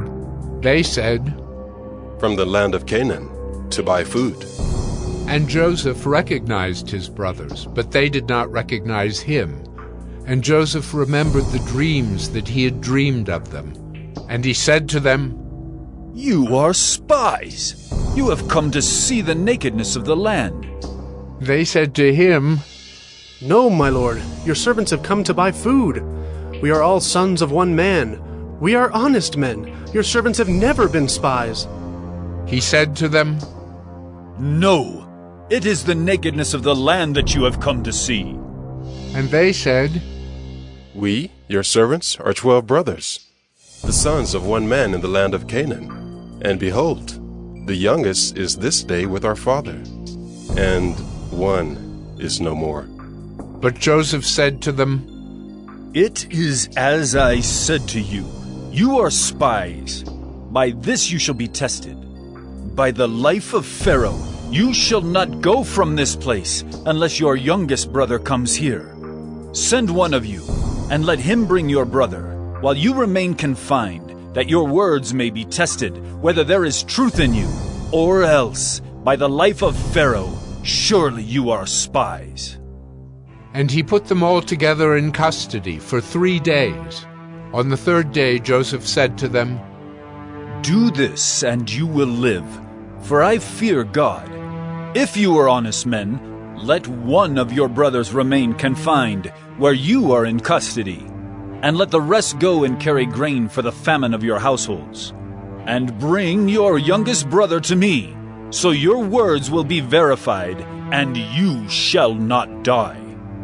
And they did so. Then they said to one another, "In truth we are guilty concerning our brother. in that we saw the distress of his soul, when he begged us and we did not listen. That is why this distress has come upon us. And Reuben answered them, Did I not tell you not to sin against the boy? But you did not listen. So now there comes a reckoning for his blood. They did not know that Joseph understood them, for there was an interpreter between them. Then he turned away from them and wept. And he returned to them and spoke to them. And he took Simeon from them and bound him before their eyes. And Joseph gave orders to fill their bags with grain, and to replace every man's money in his sack, and to give them provisions for the journey. This was done for them. Then they loaded their donkeys with their grain and departed. And as one of them opened his sack to give his donkey fodder at the lodging place, he saw his money in the mouth of his sack. He said to his brothers, My money has been put back. Here it is in the mouth of my sack. At this their hearts failed them, and they turned trembling to one another, saying, What is this that God has done to us? When they came to Jacob their father in the land of Canaan, they told him all that had happened to them, saying, The man, the Lord of the land, spoke roughly to us and took us to be spies of the land. But we said to him, We are honest men. We have never been spies. We are 12 brothers, sons of our father. One is no more, and the youngest is this day with our father in the land of Canaan. Then the man, the Lord of the land, said to us, By this I shall know that you are honest men. Leave one of your brothers with me, and take grain for the famine of your households, and go your way. Bring your youngest brother to me, then I shall know that you are not spies, but honest men, and I will deliver your brother to you, and you shall trade in the land. As they emptied their sacks, behold, every man's bundle of money was in his sack. And when they and their father saw their bundles of money, they were afraid. And Jacob their father said to them, You have bereaved me of my children. Joseph is no more, and Simeon is no more. And now you would take Benjamin? All this has come against me. Then Reuben said to his father, Kill my 2 sons if I do not bring him back to you. Put him in my hands, and I will bring him back to you. But he said, My son shall not go down with you, for his brother is dead, and he is the only one left. If harm should happen to him on the journey that you are to make, you would bring down my gray hairs with sorrow to Sheol. Genesis 43. Now the famine was severe in the land, and when they had eaten the grain that they had brought from Egypt, their father said to them, Go again, buy us a little food. But Judah said to him, The man solemnly warned us, saying, You shall not see my face unless your brother is with you. If you will send our brother with us, we will go down and buy you food. But if you will not send him, we will not go down. For the man said to us, You shall not see my face unless your brother is with you. Israel said, Why did you treat me so badly as to tell the man that you had another brother? They replied, The man questioned us carefully about ourselves and our kindred, saying, Is your father still alive? Do you have another brother? What we told him was in answer to these questions. Could we in any way know that he would say, Bring your brother down? And Judah said to Israel his father, Send the boy with me, and we will arise and go, that we may live and not die, both we and you, and also our little ones. I will be a pledge of his safety. From my hand you shall require him. If I do not bring him back to you and set him before you, then let me bear the blame forever. If we had not delayed, we would now have returned twice. Then their father Israel said to them, If it must be so, then do this. Take some of the choice fruits of the land in your bags, and carry a present down to the man. A little balm and a little honey, gum, myrrh, pistachio nuts, and almonds. Take double the money with you. Carry back with you the money that was returned in the mouth of your sacks. Perhaps it was an oversight. Take also your brother, and arise, go again to the man. May God Almighty grant you mercy before the man, and may he send back your other brother and Benjamin. And as for me, if I am bereaved of my children, I am bereaved. So the men took this present, and they took double the money with them, and Benjamin. They arose and went down to Egypt and stood before Joseph. When Joseph saw Benjamin with them, he said to the steward of his house, "Bring the men into the house, and slaughter an animal and make ready, for the men are to dine with me at noon." The man did as Joseph told him, and brought the men to Joseph's house. And the men were afraid because they were brought to Joseph's house, and they said, "It is because of the money which was replaced in our sacks the first time that we are brought in, so that he may assault us and fall upon us to make us servants and seize our donkeys." So they went up to the steward of Joseph's house and spoke with him at the door of the house and said, "Oh, my lord, we came down the first time to buy food. And when we came to the lodging place, we opened our sacks, and there was each man's money in the mouth of his sack, our money in full weight. So we have brought it again with us." And we have brought other money down with us to buy food. We do not know who put our money in our sacks. He replied, "Peace to you. Do not be afraid. Your God and the God of your father has put treasure in your sacks for you. I received your money." Then he brought Simeon out to them.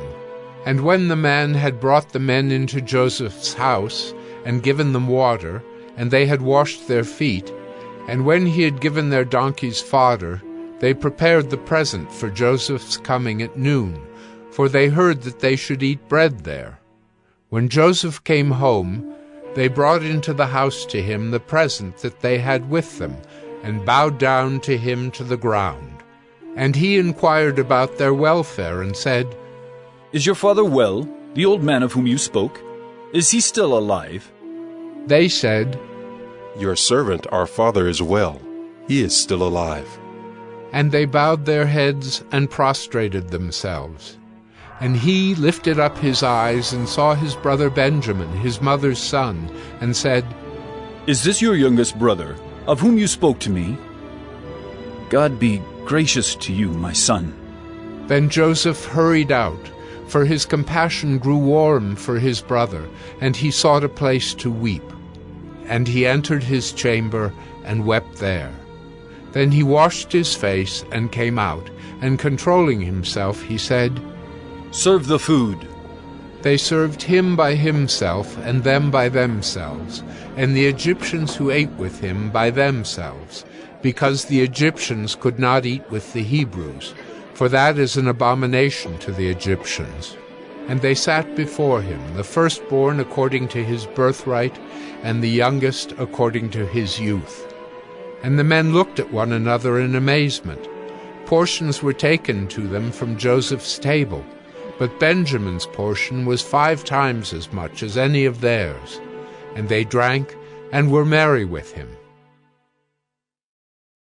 Genesis 44. Then he commanded the steward of his house, "Fill the men's sacks with food, as much as they can carry, and put each man's money in the mouth of his sack, and put my cup, the silver cup, in the mouth of the sack of the youngest, with his money for the grain." And he did as Joseph told him. As soon as the morning was light, the men were sent away with their donkeys. They had gone only a short distance from the city. Now Joseph said to his steward, "Up, follow after the men, and when you overtake them, say to them, 'Why have you repaid evil for good? Is it not from this that my Lord drinks, and by this that he practices divination? You have done evil in doing this.'" When he overtook them, he spoke to them these words. They said to him, "Why does my Lord speak such words as these? Far be it from your servants to do such a thing.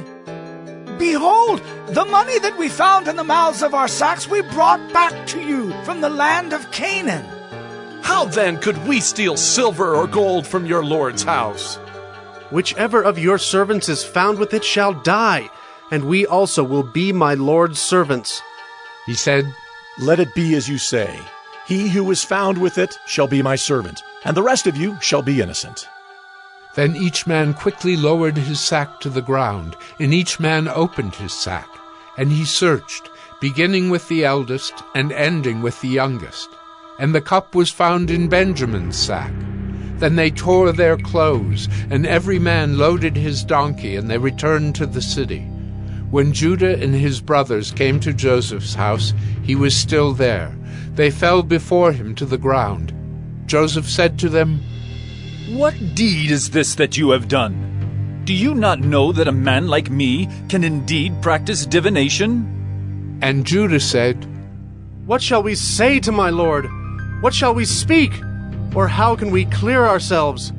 God has found out the guilt of your servants. Behold, we are my Lord's servants, both we and he also in whose hand the cup has been found. But he said, Far be it from me that I should do so. Only the man in whose hand the cup was found shall be my servant. But as for you, go up in peace to your father. Then Judah went up to him and said, O my lord, please let your servant speak a word in my lord's ears, and let not your anger burn against your servant, for you are like Pharaoh himself. My lord asked his servants, saying, Have you a father or a brother? And we said to my lord, We have a father, an old man, and a young brother, the child of his old age. His brother is dead, and he alone is left of his mother's children, and his father loves him. Then you said to your servants, Bring him down to me, that I may set my eyes on him. We said to my lord, The boy cannot leave his father, for if he should leave his father would die. Then you said to your servants, Unless your youngest brother comes down with you, you shall not see my face again. When we went back to your servant my father, we told him the words of my lord. And when our father said, Go again, buy us a little food, we said, We cannot go down. If our youngest brother goes with us, then we will go down. For we cannot see the man's face unless our youngest brother is with us. Then your servant my father said to us, You know that my wife bore me 2 sons. One left me, and I said, Surely he has been torn to pieces, and I have never seen him since. If you take this one also from me, and harm happens to him, you will bring down my gray hairs in evil to Sheol. Now therefore, as soon as I come to your servant my father, and the boy is not with us, then as his life is bound up in the boy's life, as soon as he sees that the boy is not with us, he will die, and your servants will bring down the gray hairs of your servant our father with sorrow to Sheol. For your servant became a pledge of safety for the boy to my father, saying, If I do not bring him back to you, then I shall bear the blame before my father all my life. Now therefore, please let your servant remain instead of the boy as a servant to my lord, and let the boy go back with his brothers. For how can I go back to my father if the boy is not with me? I fear to see the evil that would find my father. Genesis 45. Then Joseph could not control himself before all those who stood by him. He cried, Make everyone go out from me. So no one stayed with him when Joseph made himself known to his brothers. And he wept aloud, so that the Egyptians heard it, and the household of Pharaoh heard it. And Joseph said to his brothers, I am Joseph. Is my father still alive? But his brothers could not answer him, for they were dismayed at his presence. So Joseph said to his brothers, Come near to me, please. And they came near, and he said, I am your brother, Joseph, whom you sold into Egypt. And now, do not be distressed or angry with yourselves, because you sold me here. For God sent me before you to preserve life.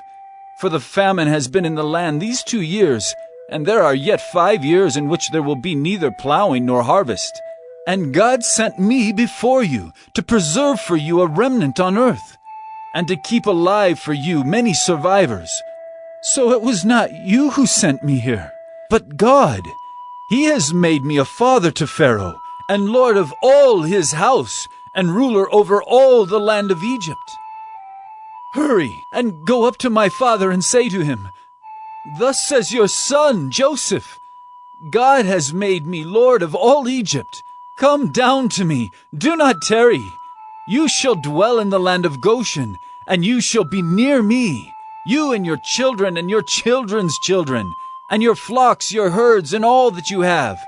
There I will provide for you, for there are yet 5 years of famine to come, so that you and your household and all that you have do not come to poverty.'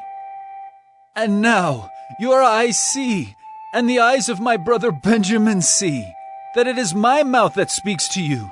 You must tell my father of all my honor in Egypt, and of all that you have seen. Hurry, and bring my father down here."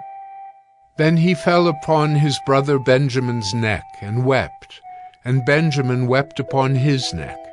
And he kissed all his brothers and wept upon them.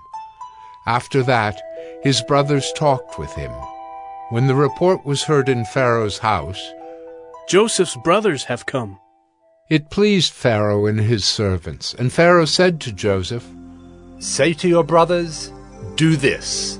Load your beasts and go back to the land of Canaan, and take your father and your households, and come to me, and I will give you the best of the land of Egypt, and you shall eat the fat of the land.' And you, Joseph, are commanded to say, 'Do this.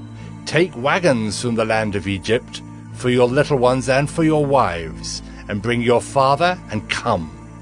Have no concern for your goods, for the best of all the land of Egypt is yours.'" The sons of Israel did so, and Joseph gave them wagons according to the command of Pharaoh, and gave them provisions for the journey. To each and all of them he gave a change of clothes. But to Benjamin he gave 300 shekels of silver and 5 changes of clothes. To his father he sent as follows: 10 donkeys loaded with the good things of Egypt, and 10 female donkeys loaded with grain, bread, and provision for his father on the journey. Then he sent his brothers away, and as they departed he said to them, "Do not quarrel on the way." So they went up out of Egypt and came to the land of Canaan, to their father Jacob. And they told him, "Joseph is still alive, and he is ruler over all the land of Egypt." And his heart became numb, for he did not believe them. But when they told him all the words of Joseph, which he had said to them, and when he saw the wagons that Joseph had sent to carry him, the spirit of their father Jacob revived. And Israel said, "It is enough! Joseph, my son, is still alive! I will go and see him before I die." Genesis 46. So Israel took his journey with all that he had, and came to Beer-sheba, and offered sacrifices to the God of his father Isaac. And God spoke to Israel in visions of the night, and said, "Jacob, Jacob." And he said, "Here am I." Then he said, "I am God, the God of your father. Do not be afraid to go down to Egypt, for there I will make you into a great nation. I myself will go down with you to Egypt, and I will also bring you up again, and Joseph's hand shall close your eyes." Then Jacob set out from Beer-sheba. The sons of Israel carried Jacob their father, their little ones, and their wives in the wagons that Pharaoh had sent to carry them. They also took their livestock and their goods, which they had gained in the land of Canaan, and came into Egypt. Jacob and all his offspring with him, his sons and his sons' sons with him, his daughters and his sons' daughters. All his offspring he brought with him into Egypt. Now these are the names of the descendants of Israel who came into Egypt, Jacob and his sons. Reuben, Jacob's firstborn, and the sons of Reuben, Hanok, Palu, Hezron, and Carmi. The sons of Simeon, Jemuel, Jamin, Ohad, Jachin, Zohar, and Shaul, the son of a Canaanite woman. The sons of Levi, Gershon, Kohath, and Merari. The sons of Judah, Onan, Shelah, Perez, and Zerah. But and Onan died in the land of Canaan. And the sons of Perez were Hezron and Hamel. The sons of Issachar, Tola, Puvah, Yob, and Shimron. The sons of Zebulun, Sered, Elon, and Jaleel. These are the sons of Leah, whom she bore to Jacob in Paddan Aram, together with his daughter Dinah. Altogether his sons and his daughters numbered 33. The sons of Gad, Ziphion, Hagi, Shunai, Esbon, Eri, Eridai, and Areli. The sons of Asher, Imnah, Ishva, Ishvi, Beriah, with Sirah their sister. And the sons of Beriah, Heber, and Malchiel. These are the sons of Zilpah, whom Laban gave to Leah his daughter, and these she bore to Jacob, 16 persons. The sons of Rachel, Jacob's wife, Joseph and Benjamin. And to Joseph in the land of Egypt were born Manasseh and Ephraim, whom Asenath, the daughter of Potipherah, the priest of On, bore to him. And the sons of Benjamin, Bela, Becher, Ashbel, Gera, Naaman, Ehi, Rosh, Muppim, Huppim, and Ard. These are the sons of Rachel who were born to Jacob, 14 persons in all. The sons of Dan, Hushim. The sons of Naphtali, Jaziel, Gunai, Jezer, and Shillem. These are the sons of Bilhah, whom Laban gave to Rachel his daughter, and these she bore to Jacob, 7 persons in all. All the persons belonging to Jacob who came into Egypt, who were his own descendants, not including Jacob's sons' wives, were 66 persons in all. And the sons of Joseph, who were born to him in Egypt, were 2. All the persons of the house of Jacob who came into Egypt were 70. He had sent Judah ahead of him to Joseph to show the way before him in Goshen, and they came into the land of Goshen. Then Joseph prepared his chariot and went up to meet Israel his father in Goshen. He presented himself to him and fell on his neck and wept on his neck a good while. Israel said to Joseph, "Now let me die, since I have seen your face and know that you are still alive." Joseph said to his brothers and to his father's household, I will go up and tell Pharaoh and will say to him, My brothers and my father's household who were in the land of Canaan have come to me, and the men are shepherds, for they have been keepers of livestock, and they have brought their flocks and their herds and all that they have. When Pharaoh calls you and says, What is your occupation? You shall say, Your servants have been keepers of livestock from our youth, even until now, both we and our fathers, in order that you may dwell in the land of Goshen. For every shepherd is an abomination to the Egyptians. Genesis 47. So Joseph went in and told Pharaoh, My father and my brothers, with their flocks and herds, and all that they possess, have come from the land of Canaan. They are now in the land of Goshen. And from among his brothers he took 5 men, and presented them to Pharaoh. Pharaoh said to his brothers, What is your occupation? And they said to Pharaoh, Your servants are shepherds, as our fathers were. They said to Pharaoh, We have come to sojourn in the land, for there is no pasture for your servants' flocks, for the famine is severe in the land of Canaan. And now, please let your servants dwell in the land of Goshen." Then Pharaoh said to Joseph, "Your father and your brothers have come to you. The land of Egypt is before you. Settle your father and your brothers in the best of the land. Let them settle in the land of Goshen, and if you know any able men among them, put them in charge of my livestock." Then Joseph brought in Jacob his father, and stood him before Pharaoh. And Jacob blessed Pharaoh. And Pharaoh said to Jacob, "How many are the days of the years of your life?" And Jacob said to Pharaoh, "The days of the years of my sojourning are 130 years. Few and evil have been the days of the years of my life, and they have not attained to the days of the years of the life of my fathers, in the days of their sojourning." And Jacob blessed Pharaoh, and went out from the presence of Pharaoh.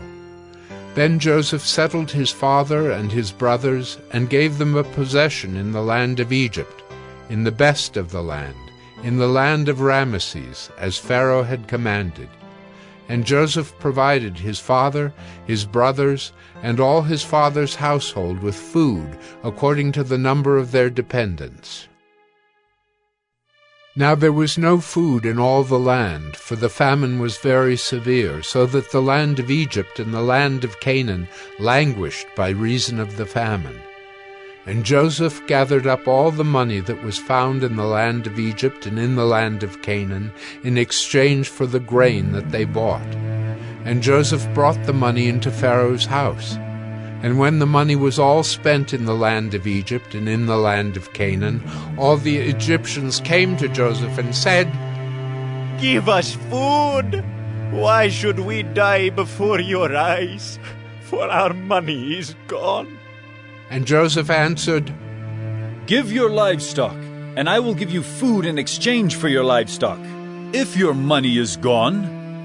So they brought their livestock to Joseph, and Joseph gave them food in exchange for the horses, the flocks, the herds, and the donkeys. He supplied them with food in exchange for all their livestock that year. And when that year was ended, they came to him the following year and said to him, "We will not hide from my lord that our money is all spent. The herds of livestock are my lord's. There is nothing left in the sight of my lord but our bodies and our land." Why should we die before your eyes, both we and our land? Buy us and our land for food, and we with our land will be servants to Pharaoh, and give us seed that we may live and not die, and that the land may not be desolate. So Joseph bought all the land of Egypt for Pharaoh, for all the Egyptians sold their fields because the famine was severe on them. The land became Pharaoh's. As for the people, he made servants of them from one end of Egypt to the other. Only the land of the priests he did not buy, for the priests had a fixed allowance from Pharaoh, and lived on the allowance that Pharaoh gave them. Therefore they did not sell their land. Then Joseph said to the people, "Behold, I have this day bought you and your land for Pharaoh.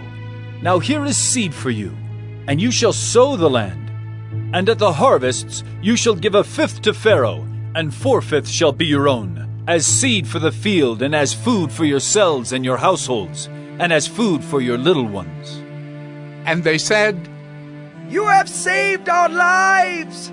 May it please my lord, we will be servants to Pharaoh." So Joseph made it a statute concerning the land of Egypt, and it stands to this day, that Pharaoh should have the 5th. The land of the priests alone did not become Pharaoh's. Thus Israel settled in the land of Egypt, in the land of Goshen, and they gained possessions in it, and were fruitful and multiplied greatly. And Jacob lived in the land of Egypt 17 years. So the days of Jacob, the years of his life, were 147 years. And when the time drew near, that Israel must die, he called his son Joseph and said to him, If now I have found favor in your sight, put your hand under my thigh and promise to deal kindly and truly with me. Do not bury me in Egypt, but let me lie with my fathers. Carry me out of Egypt and bury me in their burying place. He answered, I will do as you have said. And he said, Swear to me. And he swore to him. Then Israel bowed himself upon the head of his bed. Genesis 48. After this, Joseph was told, Behold, your father is ill. So he took with him his 2 sons, Manasseh and Ephraim, and it was told to Jacob, Your son Joseph has come to you. Then Israel summoned his strength and sat up in bed. And Jacob said to Joseph, God Almighty appeared to me at Luz in the land of Canaan, and blessed me, and said to me, Behold, I will make you fruitful and multiply you, and I will make of you a company of peoples, and will give this land to your offspring after you for an everlasting possession. And now your 2 sons, who were born to you in the land of Egypt before I came to you in Egypt, are mine. Ephraim and Manasseh shall be mine, as Reuben and Simeon are. And the children that you fathered after them shall be yours. They shall be called by the name of their brothers in their inheritance. As for me, when I came from Paddan, to my sorrow, Rachel died in the land of Canaan on the way, when there was still some distance to go to Ephrath, and I buried her there on the way to Ephrath. That is Bethlehem. When Israel saw Joseph's sons, he said, Who are these? Joseph said to his father, They are my sons, whom God has given me here. And he said, Bring them to me, please, that I may bless them. Now the eyes of Israel were dim with age, so that he could not see. So Joseph brought them near him, and he kissed them and embraced them. And Israel said to Joseph, I never expected to see your face. And behold, God has let me see your offspring also. Then Joseph removed them from his knees, and he bowed himself with his face to the earth. And Joseph took them both, Ephraim in his right hand toward Israel's left hand, and Manasseh in his left hand toward Israel's right hand, and brought them near him. And Israel stretched out his right hand and laid it on the head of Ephraim, who was the younger, and his left hand on the head of Manasseh, crossing his hands, for Manasseh was the firstborn. And he blessed Joseph and said, The God before whom my fathers Abraham and Isaac walked, the God who has been my shepherd all my life long to this day, the angel who has redeemed me from all evil, bless the boys, and in them let my name be carried on, and the name of my fathers Abraham and Isaac, and let them grow into a multitude in the midst of the earth. When Joseph saw that his father laid his right hand on the head of Ephraim, it displeased him, and he took his father's hand to move it from Ephraim's head to Manasseh's head. And Joseph said to his father, "Not this way, my father, since this one is the firstborn. Put your right hand on his head." But his father refused and said, I know, my son, I know. He also shall become a people, and he also shall be great. Nevertheless, his younger brother shall be greater than he, and his offspring shall become a multitude of nations. So he blessed them that day, saying, By you, Israel, will pronounce blessings, saying, God, make you as Ephraim and as Manasseh. Thus he put Ephraim before Manasseh. Then Israel said to Joseph, Behold, I am about to die, but God will be with you, and will bring you again to the land of your fathers.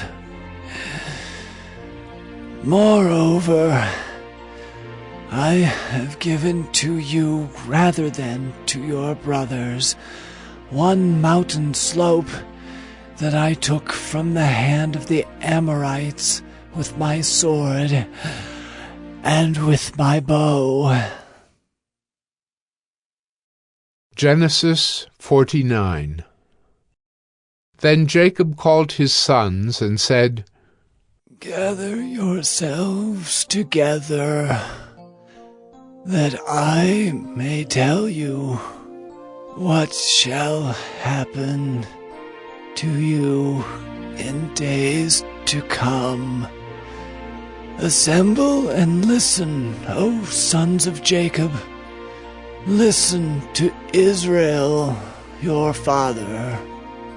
Reuben, you are my firstborn, my might, and the first fruits of my strength. Preeminent in dignity and preeminent in power.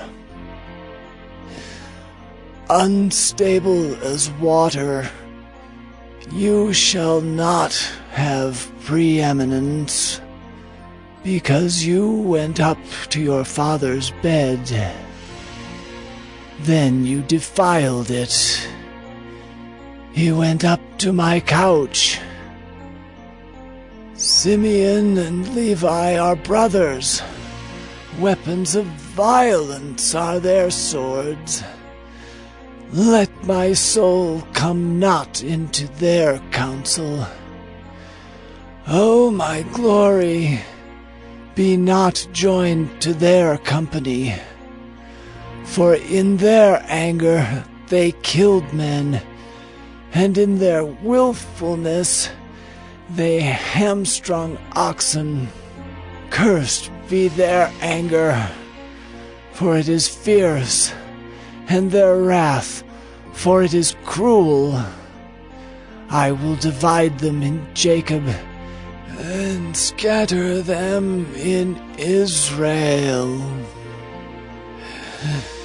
Judah, your brothers shall praise you. Your hand shall be on the neck of your enemies. Your father's sons shall bow down before you. Judah is a lion's cub. From the prey, my son, you have gone up. He stooped down. He crouched as a lion and as a lioness. Who dares rouse him? The scepter shall not depart from Judah, nor the ruler's staff from between his feet, until tribute comes to him. And to him shall be the obedience of the peoples, binding his foal to the vine, and his donkey's colt to the choice vine. He has washed his garments in wine, and his vesture in the blood of grapes. His eyes are darker than wine, and his teeth whiter than milk. Zebulun shall dwell at the shore of the sea. He shall become a haven for ships, and his border shall be at Sidon. Issachar is a strong donkey, crouching between the sheepfolds. He saw that a resting place was good, and that the land was pleasant. So he bowed his shoulder to bear, and became a servant at forced labor. Dan shall judge his people as one of the tribes of Israel. Dan shall be a serpent in the way, a viper by the path, that bites the horse's heels, so that his rider falls backward. I wait for your salvation, O Lord. Raiders shall raid Gad, but he shall raid at their heels. Asher's food shall be rich, and he shall yield royal delicacies. Naphtali is a doe let loose that bears beautiful fawns.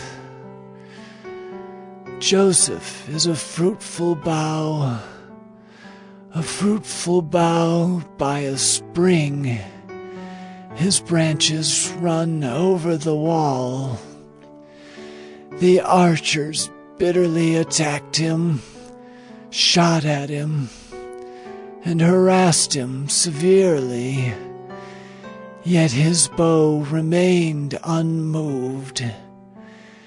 His arms were made agile by the hands of the mighty one of Jacob. From there is the shepherd, the stone of Israel. By the God of your father, who will help you. By the Almighty, who will bless you with blessings of heaven above, blessings of the deep that crouches beneath, blessings of the breasts and of the womb. The blessings of your father are mighty beyond the blessings of my parents, up to the bounties of the everlasting hills. May they be on the head of Joseph, and on the brow of him who was set apart from his brothers. Benjamin is a ravenous wolf, in the morning devouring the prey, and at evening dividing the spoil. All these are the 12 tribes of Israel. This is what their father said to them as he blessed them, blessing each with the blessing suitable to him. Then he commanded them and said to them, I am to be gathered to my people. Bury me with my fathers in the cave that is in the field of Ephron the Hittite, in the cave that is in the field at Machpelah. to the east of Mamre, in the land of Canaan, which Abraham bought with the field from Ephron the Hittite to possess as a burying place. There they buried Abraham and Sarah his wife. There they buried Isaac and Rebekah his wife. And there I buried Leah. The field and the cave that is in it were bought from the Hittites. When Jacob finished commanding his sons, he drew up his feet into the bed and breathed his last, and was gathered to his people. Genesis 50. Then Joseph fell on his father's face and wept over him and kissed him. And Joseph commanded his servants the physicians to embalm his father. So the physicians embalmed Israel. 40 days were required for it, for that is how many are required for embalming. And the Egyptians wept for him 70 days. And when the days of weeping for him were past, Joseph spoke to the household of Pharaoh, saying, If now I have found favor in your eyes, please speak in the ears of Pharaoh, saying, My father made me swear, saying, I am about to die. In my tomb that I hewed out for myself in the land of Canaan, there shall you bury me. Now therefore, let me please go up and bury my father. Then I will return. And Pharaoh answered, Go up and bury your father as he made you swear. So Joseph went up to bury his father. With him went up all the servants of Pharaoh, the elders of his household, and all the elders of the land of Egypt, as well as all the household of Joseph, his brothers, and his father's household. Only their children, their flocks, and their herds were left in the land of Goshen. And there went up with him both chariots and horsemen. It was a very great company. When they came to the threshing floor of Atad, which is beyond the Jordan, they lamented there with a very great and grievous lamentation, and he made a mourning for his father 7 days. When the inhabitants of the land, the Canaanites, saw the mourning on the threshing floor of Atad, they said, This is a grievous mourning by the Egyptians. Therefore the place was named Abel Mizraim. It is beyond the Jordan. Thus his sons did for him as he had commanded them, for his sons carried him to the land of Canaan, and buried him in the cave of the field at Machpelah, to the east of Mamre, which Abraham bought with the field from Ephron the Hittite to possess as a burying place. After he had buried his father, Joseph returned to Egypt with his brothers and all who had gone up with him to bury his father. When Joseph's brothers saw that their father was dead, they said, It may be that Joseph will hate us and pay us back for all the evil that we did to him. So they sent a message to Joseph, saying, Your father gave this command before he died. Say to Joseph, Please forgive the transgression of your brothers and their sin because they did evil to you. And now, please forgive the transgression of the servants of the God of your father. Joseph wept when they spoke to him. His brothers also came and fell down before him and said, Behold, we are your servants. But Joseph said to them, Do not fear, for am I in the place of God? As for you, you meant evil against me, but God meant it for good, to bring it about that many people should be kept alive, as they are today. So do not fear. I will provide for you and your little ones. Thus he comforted them and spoke kindly to them. So Joseph remained in Egypt, he and his father's house. Joseph lived 110 years, and Joseph saw Ephraim's children of the third generation. The children also of Machir, the son of Manasseh, were counted as Joseph's own. And Joseph said to his brothers, I am about to die, but God will visit you and bring you up out of this land, to the land that he swore to Abraham, to Isaac, and to Jacob. Then Joseph made the sons of Israel swear, saying, God will surely visit you, and you shall carry up my bones from here. So Joseph died, being 110 years old. They embalmed him, and he was put in a coffin in Egypt.